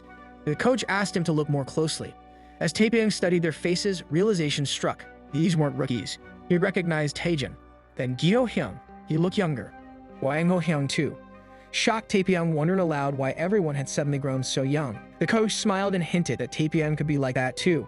When Taebyung asked how, both coaches pointed at Taehan. All he had to do was entrust his body to Kang Taehan. Scoffing, Taebyung dismissed it as Taejin's exaggerated claims. But Coach Jang reminded him that Taejin's slump vanished after the massage. Still skeptical, Taebyung insisted that Taejin had always been good and that the players were just riding the high of a rare win. As he turned to leave for his own recovery, his shoulder brushed against Taehan's. Instantly, Taehan remarked that 30 seconds would be enough for his shoulder. Angrily, Taebyung demanded what he meant. Taehan calmly stated that Taebyung would be back in his prime in 30 seconds. With that, winning a championship ring this year could become possible. Taebyung snapped. They'd have to win every remaining game in this season to secure the championship. Did Taehan even realize what he was saying? Unfazed, Taehan simply said that in that case, they could win them all. Infuriated, Taebyung grabbed Taehan by the collar. Winning a championship wasn't like winning a neighborhood tournament. He had poured years of hard work into bringing a title to the team. But Taehan grabbed his hand and reminded him that despite all his efforts, he hadn't won a championship in the end. Suddenly, with that brief touch, a refreshing sensation washed over Taebyung's body.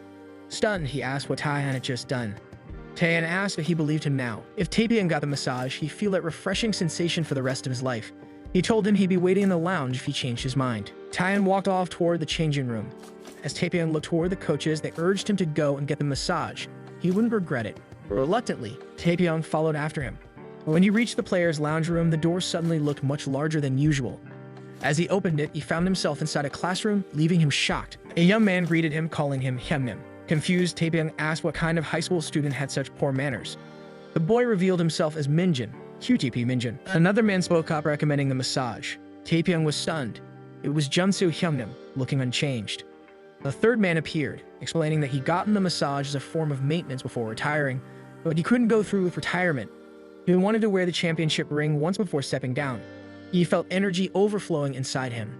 Other players chimed in, declaring that this time they would win the championship.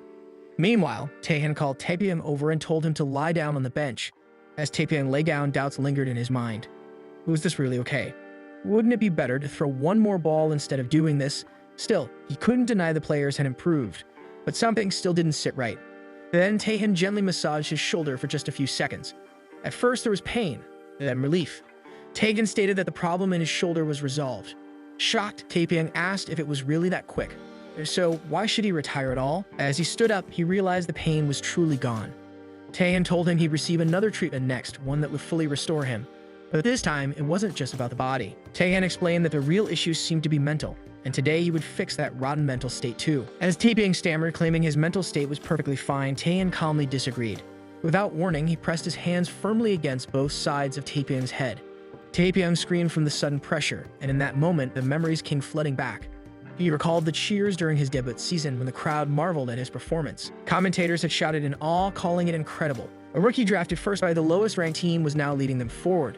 In the final game of the Korean series, at the bottom of the 9th inning with 2 outs and a runner on first, all eyes were on him. Hopes were high. Could Hannah win the championship with Kim Taepyeong on their side? But those hopes were crushed. Hannah fell short in the final game. During that time, every ball he pitched was a strike. Despite his tears afterward, his coach told him he had done exceptionally well for a debut season. Yet Taepyeong's heart wasn't content. He had dreamt of winning with Hannah, not just performing well. He vowed to win next year. But next year brought disappointment. They missed the playoffs again, and again the year after that. With each passing season, hope faded. Even worse, he got injured. Commentators noted that his age would make recovery difficult. It was unfortunate. Frustrated and in tears, he blamed himself. With his current ability, the championship felt out of reach. He convinced himself that he should be grateful just to still be playing. Suddenly, he awoke from those thoughts. He muttered to himself that no matter how old he had gotten, he wasn't obsolete yet. Taehyun asked if his competitive spirit had returned. Taepyeong, confused, hesitated, prompting Taehyun to squeeze his head again. This time, Taepyeong cried out, admitting that yes, his spirit had returned. Taehyun then asked if he understood how the draft system worked. Taepyeong confirmed a last-place team gets the first pick. That meant most players here were top picks with high potential. Taehyun pointed out that these players respected Taepyeong. Surprised, Taepyeong asked why they would. To that, Taehyun explained, it was only natural. He had been a diligent and dedicated senior. Of course they respected him. Taehyun then informed him that he had opened his sunlight acupoint, making his mind sharper than before. He urged Taepyeong to repay his junior's respect in tomorrow's game. Taepyeong acknowledged the clarity in his head. It was sharp, almost painfully so. He believed he could do it. The next day, it was the bottom of the 9th inning. The score was tied at 0-0. Commentators were astonished. Normally, such a score would suggest the Elephants were underperforming. But today, Hannah's defense was exceptional, and Taepyeong, his momentum felt just like it had during his debut. As the pitcher threw the first pitch, Taepyeong swung hard. The opposing team caught the ball, but its energy was so intense, it tore through the glove and soared past the fence. It was a home run. The crowd erupted with excitement. Commentators cried out the ball had cleared the fence. Even player Wang Jizong, who rarely made mistakes, had fumbled. That mistake gave Taepyeong a solo home run and Hannah their first win of the season. The same Wang Jizong would likely regret this moment all season long. The manager watched the victory in disbelief. Hannah had beaten the Elephants. He wondered if this too was Taehyun's doing. Sang-yeon didn't deny it. The manager, overwhelmed, hugged Taehyun and pleaded with him not to leave Hannah until they won the championship. Taehyun replied that watching Hannah win the championship was his lifelong wish, and it seemed like this year might finally be the one. The manager gasped with joy, claiming he could die happy. Sang-yeon quickly urged him not to, reminding him he had to live to see Hannah win. Later, Taehyun received a message from Yusia. She said she would return to Korea the next day and asked to book a massage immediately. She insisted it was just for her senior, with no hidden motive. Taehyun agreed and noted that it felt like she had a different reason, perhaps even a confession. The next day, Yusia arrived with her senior, Chan-hyuk, and introduced him to Taehyun. Taehyun warmly welcomed them. Chan-hyuk thanked him for making time, to which Taehyun replied it was only natural since Miss Sia had asked. Hearing this, Yusia overthought the word of course. She wondered if it meant he liked her too. She quickly tried to calm herself. The goal today was to gather evidence. As Taehyun and Chan-hyuk headed toward the massage room, Taehyun offered to bring tea for Sia while she waited, but Sia insisted on joining them. She claimed she was worried about her respected senior and wanted to stay by his side. Chan-hyuk was moved by her concern. Taehyun agreed and allowed her to enter. As she followed, Sia grinned. Everything was going according to plan. If she saw any woman making a move on Taehyun, she was ready to eliminate the competition and teach him a lesson too. But when she turned around, they had already gone inside. She hurried in after them. Watching Taehan give a massage, Sia was left speechless. In her thoughts, she marveled at how cool Taehan looked while working. As Chen Yuk lied down there, she stared at him, a thought lingering in her mind. Something was clearly wrong. Senior Chen Hyuk didn't look well. Sia glanced at Taehan and expressed her concern, saying that she believed Chen Hyuk was struggling. Taehan, still continuing the massage, calmly responded that there was nothing that could be done. Steve was taken aback and asked for clarification. Taehan explained that to truly recover was something Chen Hyuk had to endure on his own. Suddenly, Chen Hyuk found himself inside a comic world. Confused, he wondered what he was wearing and what was going on. The strange outfit made him question the genre itself. He realized this comic was falling into the same path as the popular tropes: regression, reincarnation, and transmigration. Before he could make sense of it, a group of men surrounded him. It looked filthy and dangerous, shouting at him to pay back the money. Bewildered, Chen Hyuk asked who they were and what money they were talking about. One of them furiously replied that it was the money his father had borrowed for his business. Without warning, the man swung a sword at Chen Hyuk's forehead, but Chen Hyuk managed to block it just in time. Engaging in a fierce battle, Chen Hyuk shouted at them, frustrated. He reminded them that he had worked for years to repay that debt with interest. He recounted the struggle, starting out as an extra in historical dramas, playing minor roles with only one line being ignored by younger actors. Yet he had persevered to clear the debt and protect his family who depended on him. He cried out for them to stop tormenting him once and for all. After defeating the attackers, 3 more figures emerged. They looked as if they were sculpted from dirt and surrounded him. One asked how much money he would be sending this time. Another, mimicking a nosy neighbor, complained that other parents had gone to Europe on their son's money, showing off when would they go. A third figure asked if he could pay for his niece's violin academy fees, since he was her uncle. It suddenly hit Chen Hyuk. These figures weren't strangers. They were his mother, father, and brother. Each of them started making their own demands. His father then pulled out a knife from behind and with a warm smile called him the best son. The family praised him, making Chen Hyuk emotional. He admitted he had longed to hear those words, and that as long as his family was happy, he was happy too. But just as his father was about to stab him, Taehan appeared and touched Chen Hyuk. The moment his aura connected with Chen Hyuk's body, the illusion shattered. The dirt-like figures of his mother, father, and brother vanished. Chen Hyuk, overwhelmed with rage, asked Taehan how he could do that to his family. Taehan snapped back, calling Chen Hyuk ungrateful and reminding him that he had just saved his life. He urged him to open his eyes and truly see. Were those really his parents? If they were, would they have suffocated him like that? Even if they had struggles of their own, real family would have taken responsibility and supported his life. Taehan pointed out that Chen Hyuk was also at fault. He questioned why Chen Hyuk insisted on bearing such a heavy burden all alone. Then, using his martial technique, he tore away Chen Hyuk's entire outfit, symbolic of removing the weight he had carried for so long. He acknowledged the burden must have been immense and told him to take care from now on. Still dazed, Chen Hyuk asked where he was supposed to go. Taehan pointed upward and simply said. Chen Hyuk was confused. How could he possibly jump that high? Taehan reminded him that his body must feel lighter now and encouraged him to try jumping. He told him that once he got out, he should start taking better care of himself. Then, with a parting farewell, Taehan stepped back. Chen Hyuk hesitated, unsure if it was really possible.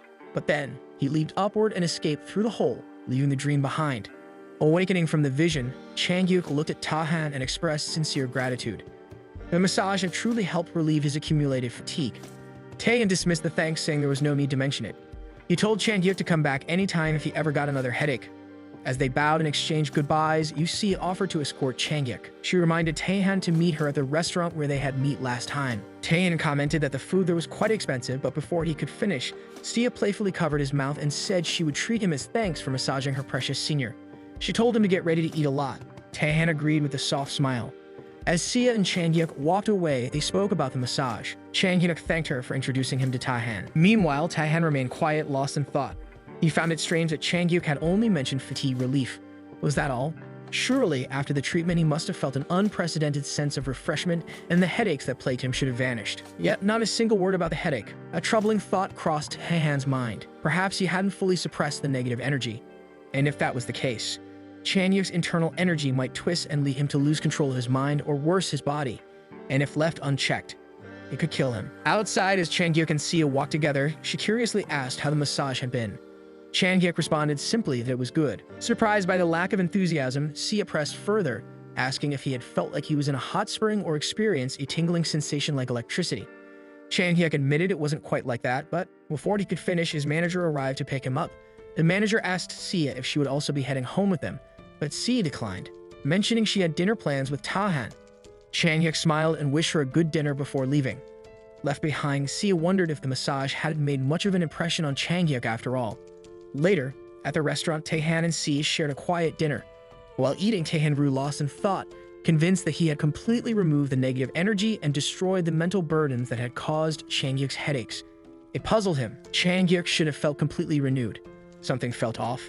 Had he missed something? Sia noticed his distant expression and asked what he was thinking so seriously about. Taehan quickly brushed it off, saying it was nothing. Yet internally, doubts gnawed at him. If he had mishandled the energy, Changhyuk could be in danger, mentally, physically, or even fatally. Sia tried to lighten the mood, asking how the meat had tasted. Taehan answered that it was delicious. Sia looked at him skeptically and reminded him he had only eaten soybean paste stew, which was probably still burning his mouth. Taehan clarified that he meant the meat he had eaten earlier. Sia pointed out that he hadn't eaten even a single piece of meat. Frustrated, she muttered that everyone was acting strange today, including her senior. Suddenly, Taehan became serious and told her that he didn't think things were okay. Sia was taken aback and asked what he meant. He calmly asked if she knew where Changhyuk lived and requested her to take him there. Shocked, Sia questioned why he wanted to go to Changhyuk's house at such a late hour. Taehan replied firmly, if something was indeed wrong, Changhyuk could die. Meanwhile, Changhyuk returned home. As he entered, he quietly announced his arrival. His parents, however, were too caught up in their conversation to notice. His mother admired her husband's new bag and shoes, while his father showed off a new outfit. They even discussed an upcoming reservation, completely ignoring Changhyuk's presence. Growing frustrated, Changhyuk raised his voice and declared again that he was home. His mother scolded him for yelling in the middle of the night. His father told him to wash up and sleep since he had a shoot the next day. Then his mother reminded him that the balance for his brother's building was due the next day and told him to transfer the money in advance. At that moment, the protective item Taehan had placed on Changhyuk's forehead shattered. Changhyuk stood silently, then smiled faintly and told his parents that he needed to say something. He was going to move out. Elsewhere, Taehan ran at incredible speed toward Changhyuk's house, with Sia following behind. He asked Sia for the exact address, then told her to take her time as he would go on ahead. Dashing like lightning, he left Sia in awe, wondering how anyone could run so fast. As he sprinted, Taehan's thoughts raced. Something was undeniably wrong with Changhyuk's energy. He was sure he had performed all the necessary steps correctly, yet something had slipped past him. He couldn't identify what it was, but he had to act fast before Changhyuk lost control of his mind or body. Finally, Taehan came to a stop. In the distance, he spotted Changhyuk sitting alone on the swing. Rushing over, he asked if Changhyuk was okay. His eyes immediately caught the bruises covering Changhyuk's entire body. Changhyuk quietly said he had something to tell Taehan too, but Taehan urged him to turn around quickly so he could remove the negative energy right away. Changhyuk looked at him gratefully and thanked him. Because of Taehan, he had managed to break free from the chains that had bound him for so long. Taehan thought to himself that again, someone had thanked him in the end. Curious, Taehan asked about the wounds on Changhyuk's body.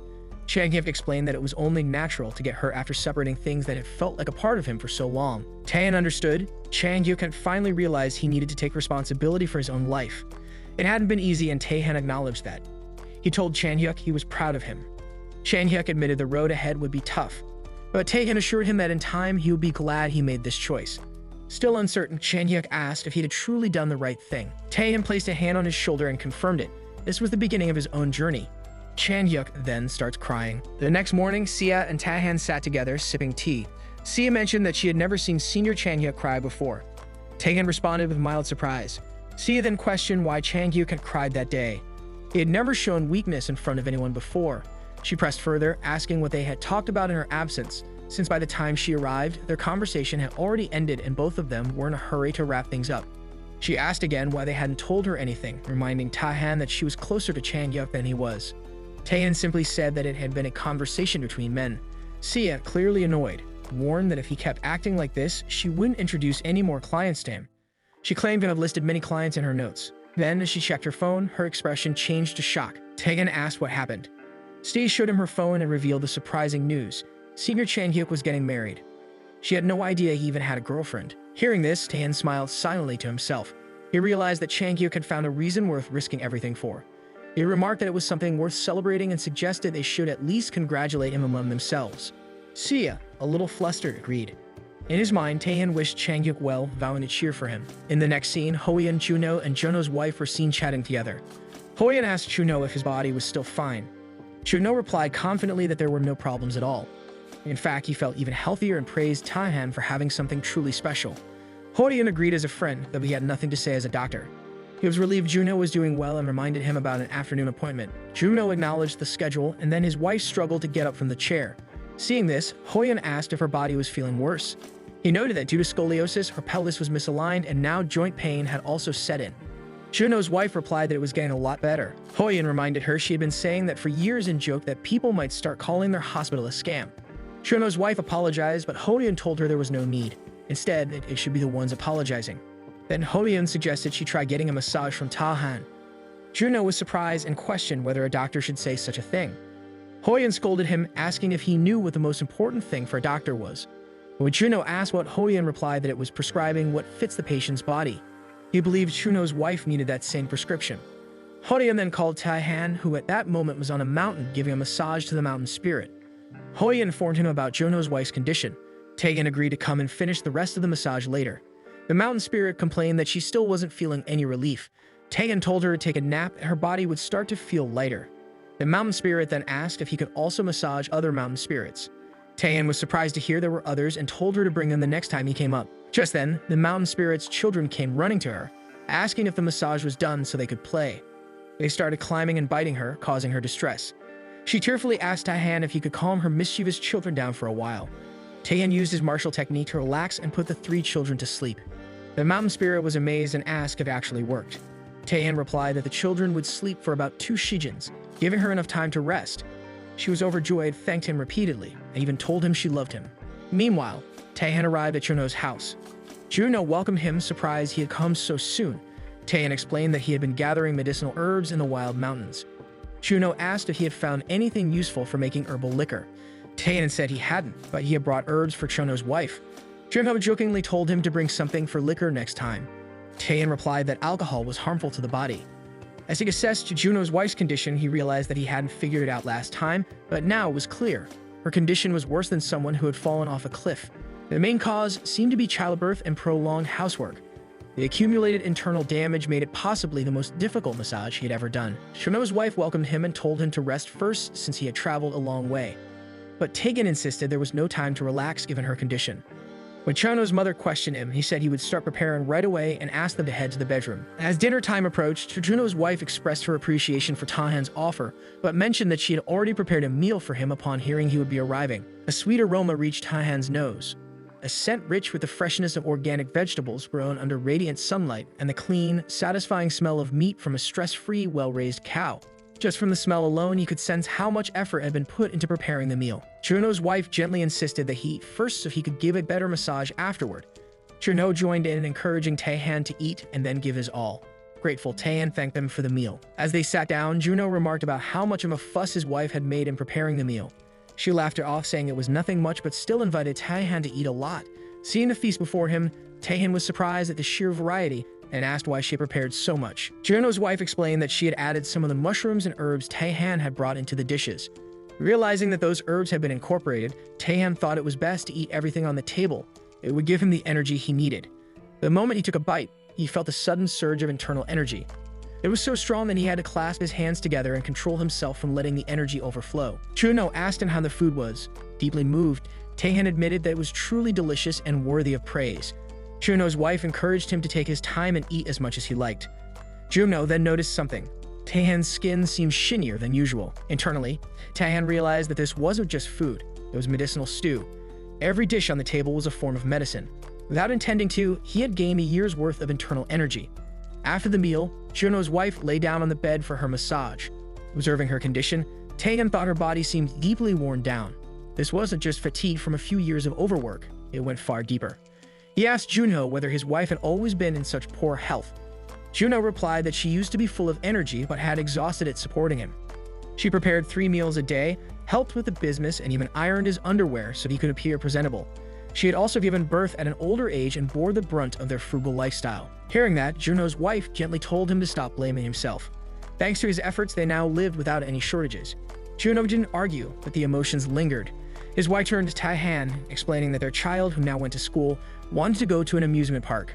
She had been hesitant because she didn't know whether her body could handle it. She asked whether a massage today could make her feel well enough to go. Taehan responded that it was possible, but warned her it would be painful. The years of built-up pain wouldn't go away easily. He asked if she could endure it. For the sake of her child, and for herself, she said she could. Taehan began the massage, carefully channeling his energy.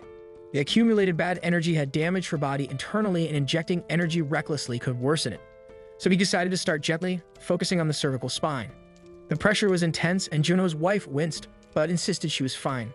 Smiling, Taehan suggested she try imagining a roller coaster ride to endure the pain. In that moment, Juno and his wife entered a dreamlike state, finding themselves on a roller coaster at an amusement park. She was nervous, as it was her first time, but Juno comforted her, assuring her that he was by her side. Meanwhile, in reality, Taehan continued the massage. As Juno and his wife enjoyed the roller coaster in their shared vision, Taehan focused on revitalizing her body with the earlier energy boost. He began straightening the crypt parts of her spine, left then right, pulling the curves back into alignment. In the dream, the roller coaster moved in sync with the massage, each adjustment on her body mirrored by a sudden twist or drop in the ride. Juno's wife felt refreshed, while Juno grew increasingly terrified. Suddenly, he noticed something alarming on the ride and shouted to his wife to look ahead. The track was broken. While continuing the massage, Taehan focused his energy on the back shoe point of the spine, recognizing it as a key location linked to lower back pain. As expected, it was severely blocked. The source of the pain clearly originated from that blockage. He understood that clearing it was necessary, but worried whether she could endure the pain. Elsewhere, Junho, upon seeing the broken track ahead, panicked in fear. He shouted that they needed to stop or they'd die at this rate. Emotionally overwhelmed, he cried out, regretting all the things he hadn't done yet and fearing he'd soon join his grandmother in the afterlife. His wife calmly asked him to take a breath. She reminded him of all the hardships they had overcome together. As always, she believed that as long as they were together, they could overcome anything. Encouraged, Juno agreed. He held her tightly as he thanked her for everything, but also told her not to push herself anymore for him or their child. From now on, her health was the most important thing. She smiled, touched by his words, and told him how hard he had worked. They both became emotional, holding each other close. Back in reality, Juno's wife lay asleep peacefully. Juno thanked Taehan for the massage that gave her such rest. Taehan replied that thanks to her resilience, everything went smoothly.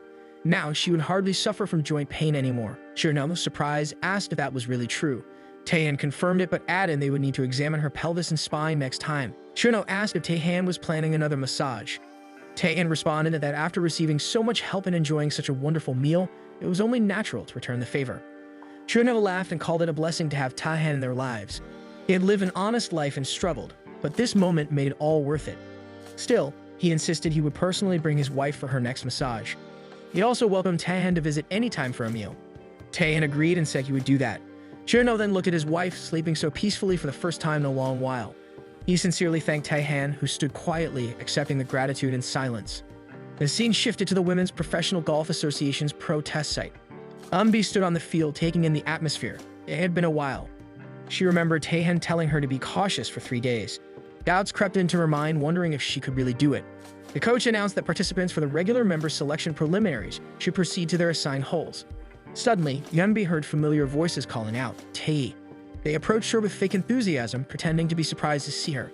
They mocked her past injury and questioned whether she should even be participating, warning her not to embarrass herself. When the coach called her name, she informed them that it was her turn and walked away. One of them poked fun again, sarcastically questioning what skills a nearly retired promising player could still have. Irritated, Eunbi thought to herself that it was time to see how effective Taehan Appa's massage really was.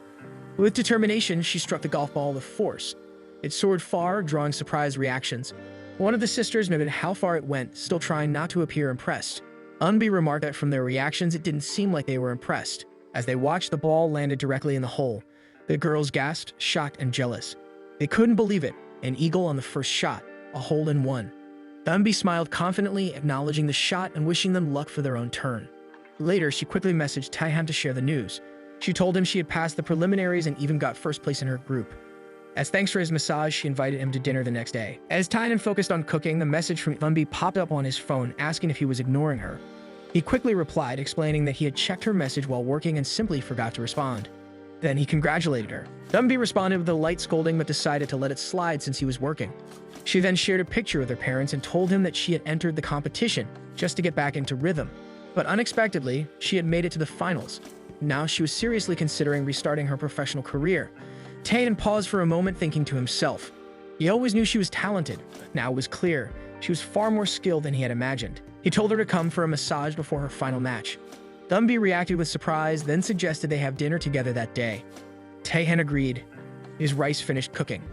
As he took in the aroma, he muttered to himself that it turned out just as expected. The scent of autumn pine mushrooms was pleasant. He considered grilling the Caudinopsis roots that the mountain spirit had given him. That alone could help him regain plenty of energy. He tasted the rice. The savory flavors from the kelp and shrimp used in the rice water blended perfectly with the deep aroma of the mushrooms. The addition of Caudinopsis root elevated the dish to a fantastic combination. With the content side, he realized that his body was now filled with spiritual energy. He never thought he'd be able to eat such miraculous ingredients regularly. Meeting the mountain spirit had been like gaining a powerful ally. He made a silent note to treat the spirit better in the future, so it would continue to bless him. Just then, Director Park Hoyeon called him. Apologizing for the late hour, Hoyeon asked if Taehan was available for a call. Taehan agreed. Hoyeon inquired if he had any plans to visit Daejeon soon. Taehan replied that he was planning to go there the next day. Hoyeon asked if, while in town, Taehan could stop at her hospital. There was something he wanted to ask regarding his parents. The next day, at back hospital, Taehan arrived as promised. Hoyeon thanked him for coming. One look at Hoyeon's body and Taehan could tell he hadn't slept all night. His energy was noticeably low. Taehan told him it was no trouble and that he was ready to help. Hoyeon said it was a long story and led him inside to talk. He brought Taehan into a patient's room. The moment Taehan stepped inside, he felt a chilling cold pass through his senses. Goosebumps ran down his skin. The life energy in that room was nearly gone. The woman lying there had clearly reached her limit. Curious, Taehan asked who she was. Hoyeon explained she was his mother. She had spent years caring for his father, who had been suffering from dementia for over 10 years. After leaving the fire service, they had hoped his father would enjoy a peaceful retirement, but dementia struck unexpectedly. Hoyeon had considered sending his father to a care facility as the toll on his mother was immense, but she had always refused. Instead, she stayed up nights, studying and doing everything she could to care for him. Still, her efforts weren't enough. Her husband's condition only worsened. A fire had once broken out at a building in Sukcheondong, Sampagoo, Seoul. Most residents had evacuated safely. But due to his diminished awareness, Hoyeon's father had wandered, spraying water on everyone and yelling for them to flee the fire. Eventually, he lost the ability to recognize even his own family. He couldn't take care of himself anymore. But the real tragedy lay with Hoyeon's mother. After years of exhausting herself to care for her husband, she had grown weak. Eventually, she developed pneumonia. Her condition only worsened. One day, when she slightly improved, she told Hoyeon something heartfelt. She wished to see her husband conscious, just once more like in the old days. But modern medicine couldn't make that happen. At that moment, Hoyeon said Taehan, the man who had brought Juno back to consciousness, it's him. Now standing there, he looked to him with hope. As a former hospital director, he admitted that the request sounded crazy, but he wanted to grant his mother's final wish. He asked Taehan, could he bring back his father's consciousness, even if it was just for a moment?